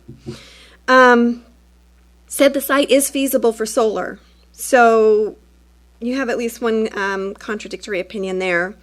New York has a relatively good carbon footprint because of investment in public transportation. And I can't find it. I tried to find it. I had this great infographic about 100 people in a bus takes up this much room on the road, and 100 people on bikes takes up this much room on the road, and 100 people in cars take up this much room on the road. And most of them, cars took up a ton of room. Bikes took up a surprising amount of room because they need, buffer space around them. And by far, the most efficient way to move people down the road is on a bus. So once again, we need to invest in public transportation. And I showed you those infographics last time about what we need, electric buses, what is needed and what is actually invested in transportation. So let's change that. Let's change the transportation component, not the housing component. There are good reasons to have housing near transportation, but it is not like to the level that you should feel like you're extorted into making this decision. Okay. And on the noise issue, never forget that we live in an area where we have windows open half the year. So no matter what you do, it's going to be loud. Reviewing the construction contacts for vehicle noise. We have listed so many things that we want to do in our development agreement. At some point, the developer is going to want something back. We can't just keep piling things into that laundry basket like it's a bottomless wish list. At some point, they're going to want something and we're going to have to budge. So, I'm getting worried about the number of things we're just supposedly going to deal with in the development agreement. And then I just want to say one last thing. Drilling was nixed a long time ago. Drilling for caissons. Because you know what drilling does? It brings up material. Okay? So a long time ago, we said we didn't want to do that. Now, I don't think we want to go back to that now. We're going to be stuck with pile driving, and that's going to be really loud. Thank you. For 20 years. Don't forget. Somebody didn't want to answer that question. It's 20 years of development, so 20 years of pile driving. Thanks. Barbara, can you send your source that you showed us, the pie graph? Can you send it to Ingrid? Yeah. Thanks. Okay, and we'll come back to Anya Miller now.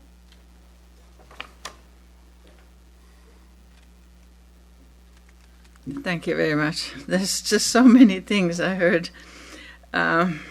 First, on the March 16 hearing, it wasn't clear, will you actually have energy resources identified as a topic? Staff, can you clarify that, please? Yes, it will be. Thank you. Then what Mr. Sharpman mentioned about our meeting at PG&E, and it's true, we did meet back perhaps 10 years ago. And at that time, I don't believe PG&E had the requirement from the state yet for 30%. But we did hope that PG&E would be the first thing interested in building a solar next to their Martin substation. He said, here we are. Why not? You could do it. Their response was, we're not interested in demonstration projects. So for them, it was just too small to worry about. Not feasible. They didn't say anything about that. Just they're not interested. And have you seen any PG&E renewable plants being built? They're not into that. They have power plants, but they're gas plants, right? They are not building renewable plants. PG&E is, you're on a board, Madam Mayor, and they just approved a major ground-based renewable energy solar field in Merced, and they invested major money on that solar that will power 38,000 homes in San Mateo County, in the PCE service area, which we are. So they're already starting. Peninsula Clean Energy is in the business of developing renewable energy that they can serve us all with. And they are definitely, I've heard at least some people, Supervisor Pine, saying that Baylines would be absolutely distributed energy source that they want to develop. But of course, they'd have to have us go through and determine the land use and find, the way to develop this. And they are definitely a market, not just San Francisco's clean energy also. They have a district there. So that's not a problem at all, that there would not be, and the prices are so far down that the economics, and you need to hear about that. What is the true business economics of a large solar field at the Baylands that is supported by your people, is recommended by your planning commission?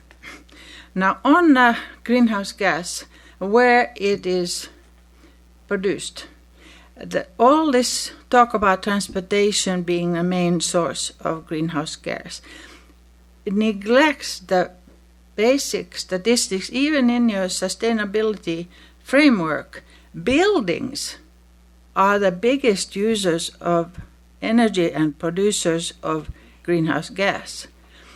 And it's because, you don't just drive, but you have the heating, you have air conditioning, you have all, and the uses, maybe high energy use, laboratories, whatever is in a building, it cannot be covered by a solar panel on the roof.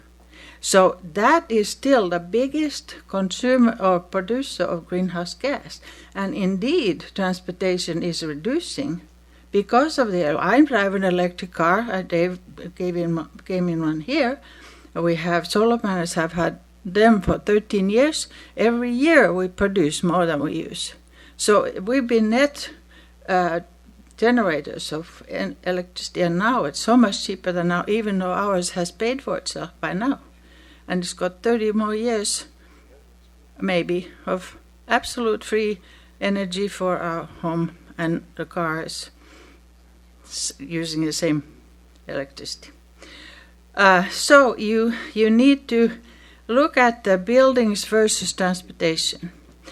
And the problem with all this focus on transportation as the greenhouse gas source is that the regional data applied to the source in the whole region, people buying gas, that is considered, that's the basis of calculating the greenhouse gas per capita in the region, and not the source for energy for buildings, which is often gas, natural gas, which is a fossil fuel,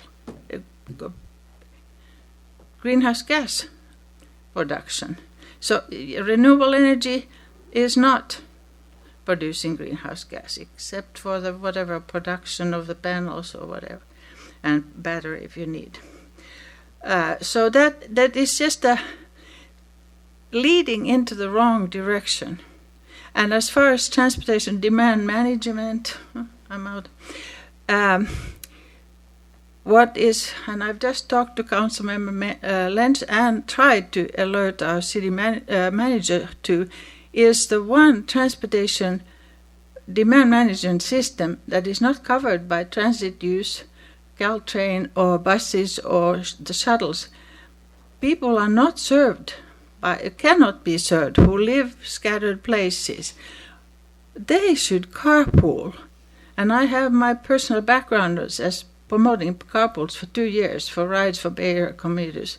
We used to have a sign saying carpool info, and people were matched. And commute.org, which serves our county and does that beautiful shuttle service, very, very good, is not doing enough to promote carpooling, which would, 2 people carpooling eliminates a car, saves a lot of money for those people. It's easy to be matched. Somebody who lives just a couple of blocks away maybe and works across the street from you.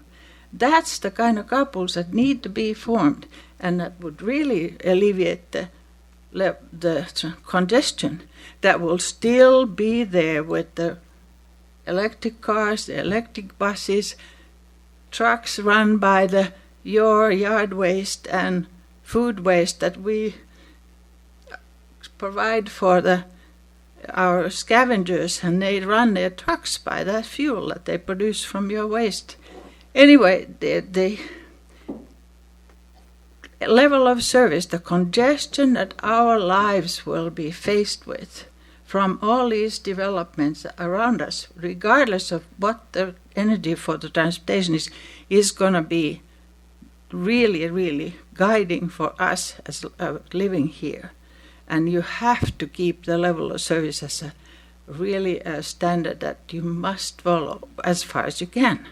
Not just throw it away and say, okay, we'll have to take it. One more thing about the renewable energy plan, if you allow me. The retail that we propose was indeed around the Caltrain station to serve people that we expect to use. The Schleys Lock development is right next to the Caltrain. Those people can walk to the train. And maybe they need a little convenience store, and as to hotels, when we go to London, we stay at the station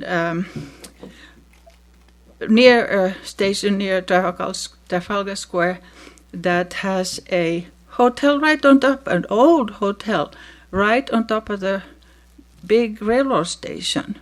So you can have hotels and transportation very close together if it's built right. Everything has to be done right. So I think that's enough for now. Thank you. Thank you. Looks like we have another slip, I think. Michael Barnes. Good evening, Madam Mayor, council members. My name is Michael Barnes. I'm a Brisbane resident. On noise, I've been working in Mission Bay for 9 years now. I've seen almost all the buildings go up around me, and I've heard some pile driving, but there have been quite a few buildings where they've used the drilling, and it really hasn't been very disturbing at all. I'm working right next door to where they're putting in the Warriors Arena, and I'll tell you next month how bad that is. They've got their I-beams out there and some pile drivers. But I think it's well worth putting up with some noise to fix the Baylands. The Baylands, we've done nothing for 50 years. It's kind of a mess. I really do think it's time we do something rather than nothing. Air quality, we have all seen, and you've heard tonight about plumes of dust being blown around out there. I think by redeveloping the Baylands, you get rid of that problem. Again, well worth developing the Baylands to solve that problem. And greenhouse gas emissions. So I'd hope you're all still familiar with Sustainable San Mateo County. They used to give us an annual report in paper, but I understand they don't hand out the paper copy anymore. So I'm looking at their website right now, and this is updated in June of 2016, and it's talking about greenhouse gas emissions. They don't break it down by percent in the county, but I went ahead and did that math. But first I want to give you their California greenhouse gas emissions by sector from 2013. 37% of greenhouse gas emissions was due to transportation, and 11% was due to electrical generation.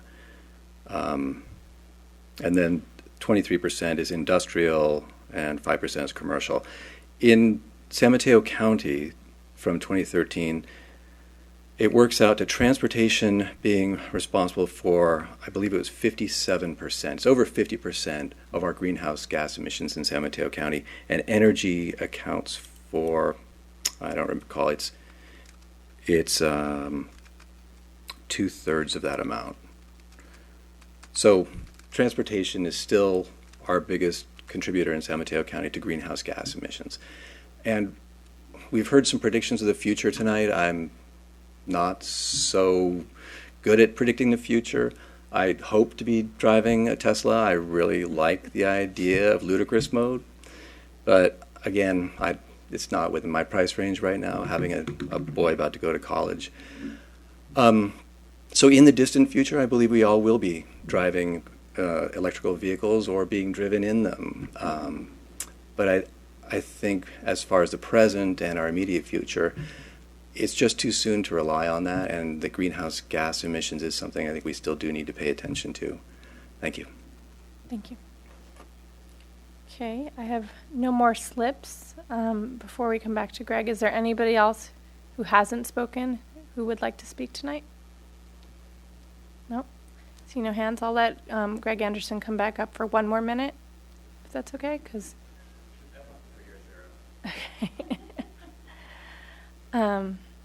if you could make it as brief as possible, then come up, please. 3 minutes. Last speaker.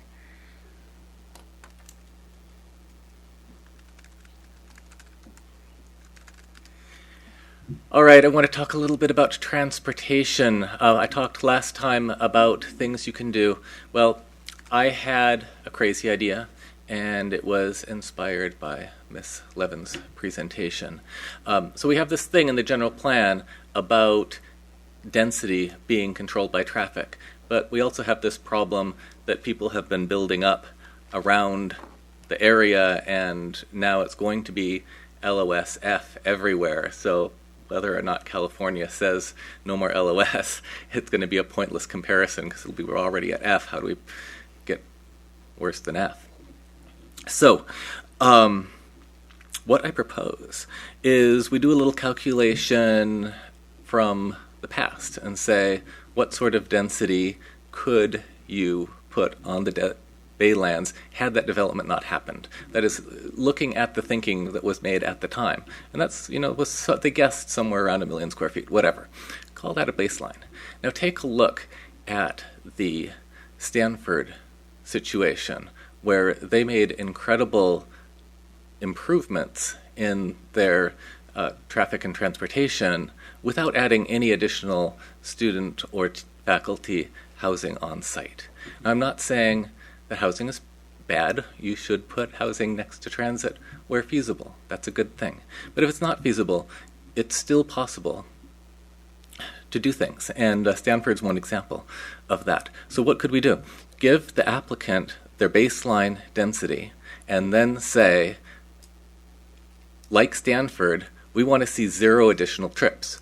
Well, Stanford's a different situation because they had a lot of existing trips. No existing trips on the Baylands. Well, scattered from Sierra Lumber or what have you. But look, suddenly there's thousands and thousands of units going in right next door to the Baylands. So let the applicant remediate the neighbors and buy additional density for the Baylands as long as they add no additional trips after removing trips by adding shuttle service or other last mile transit from people who are a little too far away to just walk to the station, and then balance things out just like Stanford did. I lost my train of thought, so you can have your minute back. Okay, thank you. Okay, last call. Is there anyone else who would like to speak? Seeing no hands, do I have a motion to close the public hearing? I make a motion to close the public hearing, or public comment. Is there a second? Second. All those in favor? Aye. Aye. Okay. So we'll bring it back to the council for any additional questions for staff, if there are any. Cliff? Actually, I'd like to ask a couple of questions to the public, and then just make a general comment, and then that's all I need to do. Okay. First, question I want to ask everybody, and just a show of hands, does anybody in this room think that climate change and global warming is a hoax? No one does. And is there anybody in this room that thinks that that humans haven't contributed in a significant way to climate change? No. Right? And I'm glad that we all feel that way. But, is why do we? It's because of the scientists out there, right? The scientists in the field doing their work, gathering the data. And we trust that data, right? None of us are scientists. None of us are going up into the Arctic and digging. Okay, sorry, Michael, but you're not a climate scientist.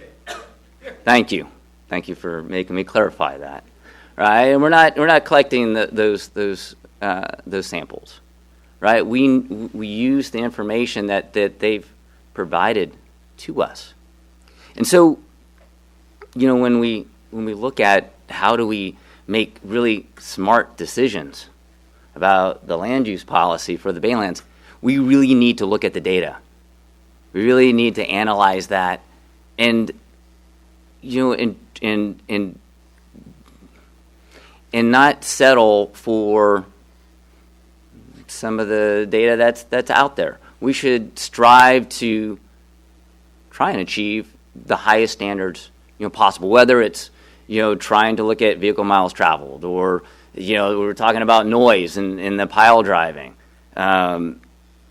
Looking at how do we remediate the site. And we talked a little bit about that. Well, we talked a lot about that a couple of meetings ago. And yes, we have these California standards, the California EPA standards, and yeah, they're very, very high, some of the highest in the world. But other states have some standards too, and we talked about the Dutch standards, and so we have these different uses that are out there, and they require a certain level of remediation, and so we should, as a community, as a council, to incorporate the highest standards in the things that we want to achieve. With remediation, I mean, that is definitely, it concerns me. I know it concerns all of you, and it's something that we're going to have to deal with. When you hear some of the news out of San Francisco with some of the developments that are out there, and yeah, it makes me concerned, and we should be very concerned about that. But that's San Francisco. We're Brisbane. We need to make sure that we have the proper consultant that is our advocate, and that we are not just going to rely on those agencies to provide, their recommendations. We take those recommendations, but we're going to use our consultant to help us with that. And hopefully that we implement those higher standards, and we work with the developer. The developer wants, UPC, they want to develop that site. We have leverage, and we need to be able to use that. At the last meeting, someone came up to the podium and said, what type of world do you want your children to live in? Well, I hope that we want our children to live in the most sustainable development, or most sustainable world that we possibly can have. And not just for our children, but all the children that we will never meet. This project, it definitely is about Brisbane, and we will decide what's going to happen there. But it's also a regional project. It's a statewide project. It's a national and it's a world project. There are so many, amazing things that we could do as a community to plan for that site. And we've already done it with the sustainability framework. There isn't a better framework on sustainability than the one that we've all created. But we have to get behind it and say, these are the things that we want. It's easy to put out fear. You just listen to Donald Trump and what comes out of his mouth. It's all about fear, right? And we talked about jobs. You know what? Hey, jobs are always going to be created in this country because we innovate. I feel like we're good. Are we getting into deliberate? I feel like I know. I don't like deliberations. Let me just finish here. So,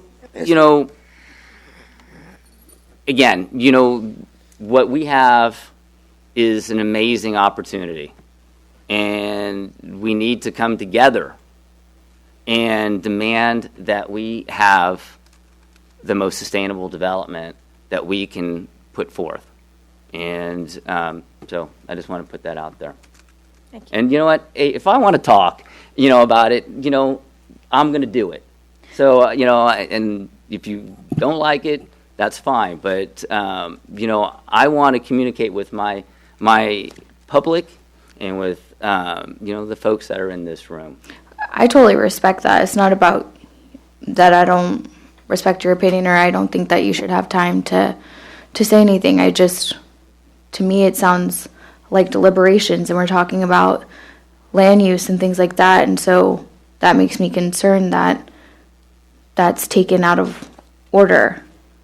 Some of the things that you're saying feels more like something that would be heard in deliberations, which, of course, there's so many things that I want to say too, but I'm not because I don't think it's the time for that.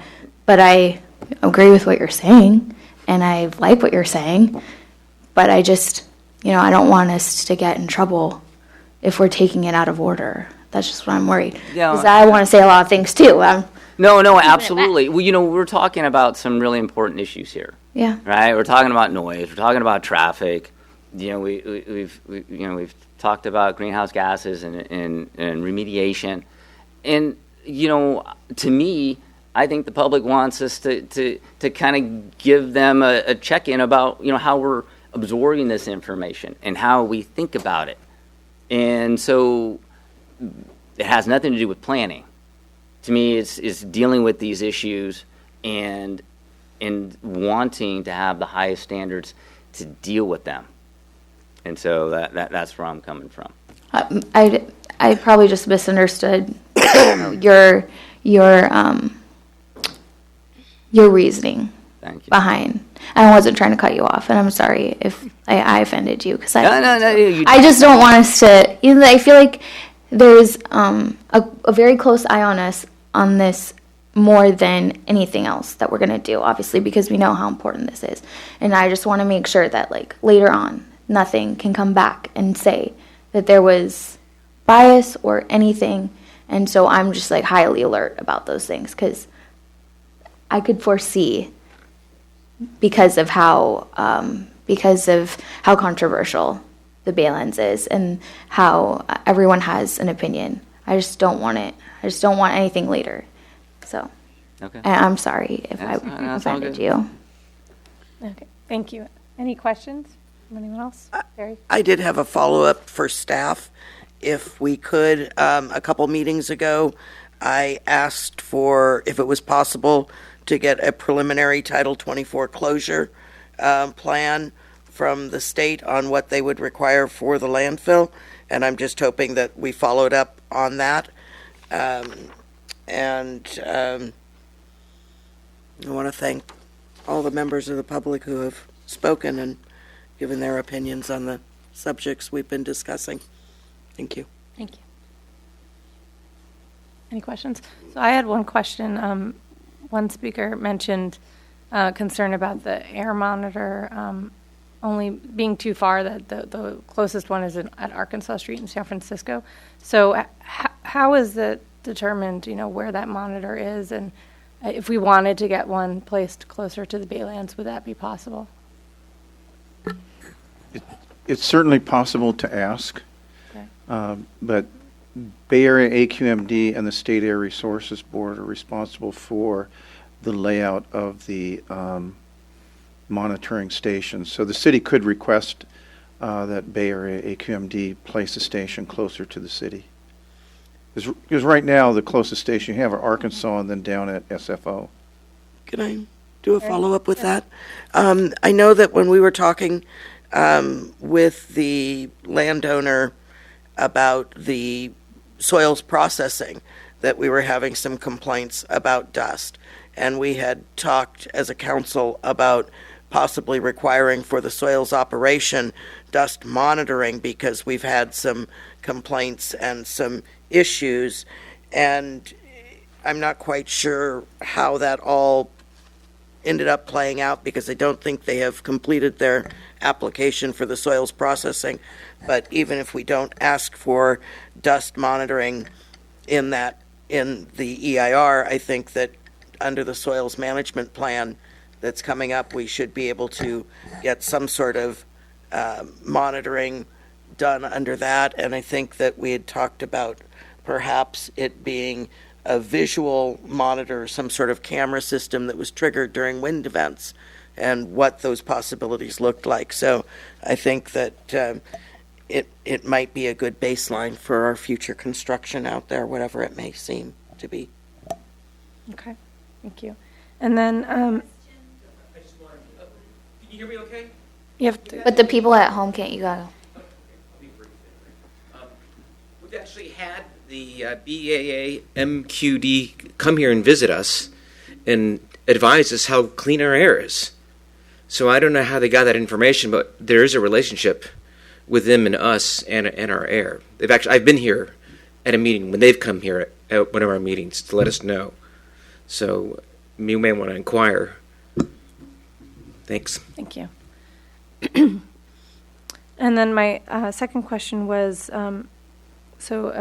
Adina Levin had mentioned the studies that were done by the other cities, the transportation studies.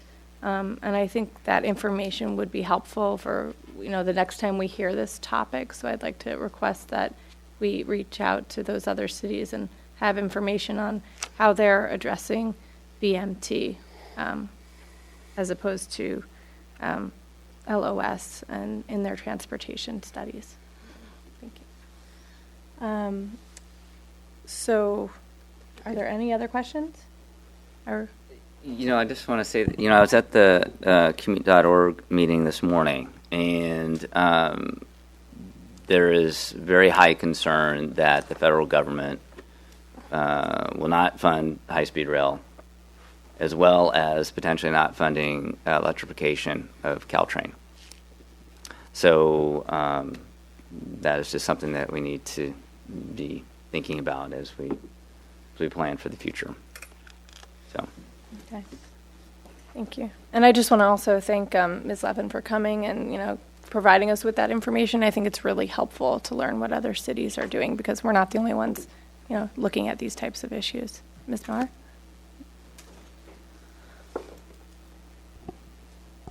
I just have a question on the Bay Area Air Quality Control District. Don't we have a representative from San Mateo County that you all elected to represent us on that district board? Yes. Yeah. Would you know who it is? I think that person needs to be alerted that we're requesting, and they should then push the request forward that we need a station here in Brisbane. Second thing is, when last time I was involved with that district coming to Brisbane was we still have the quarry operating, and the dust problem was really, really severe. People were having all kinds of health problems. And they came here to study our dust situation, coming from west to east, blowing every day.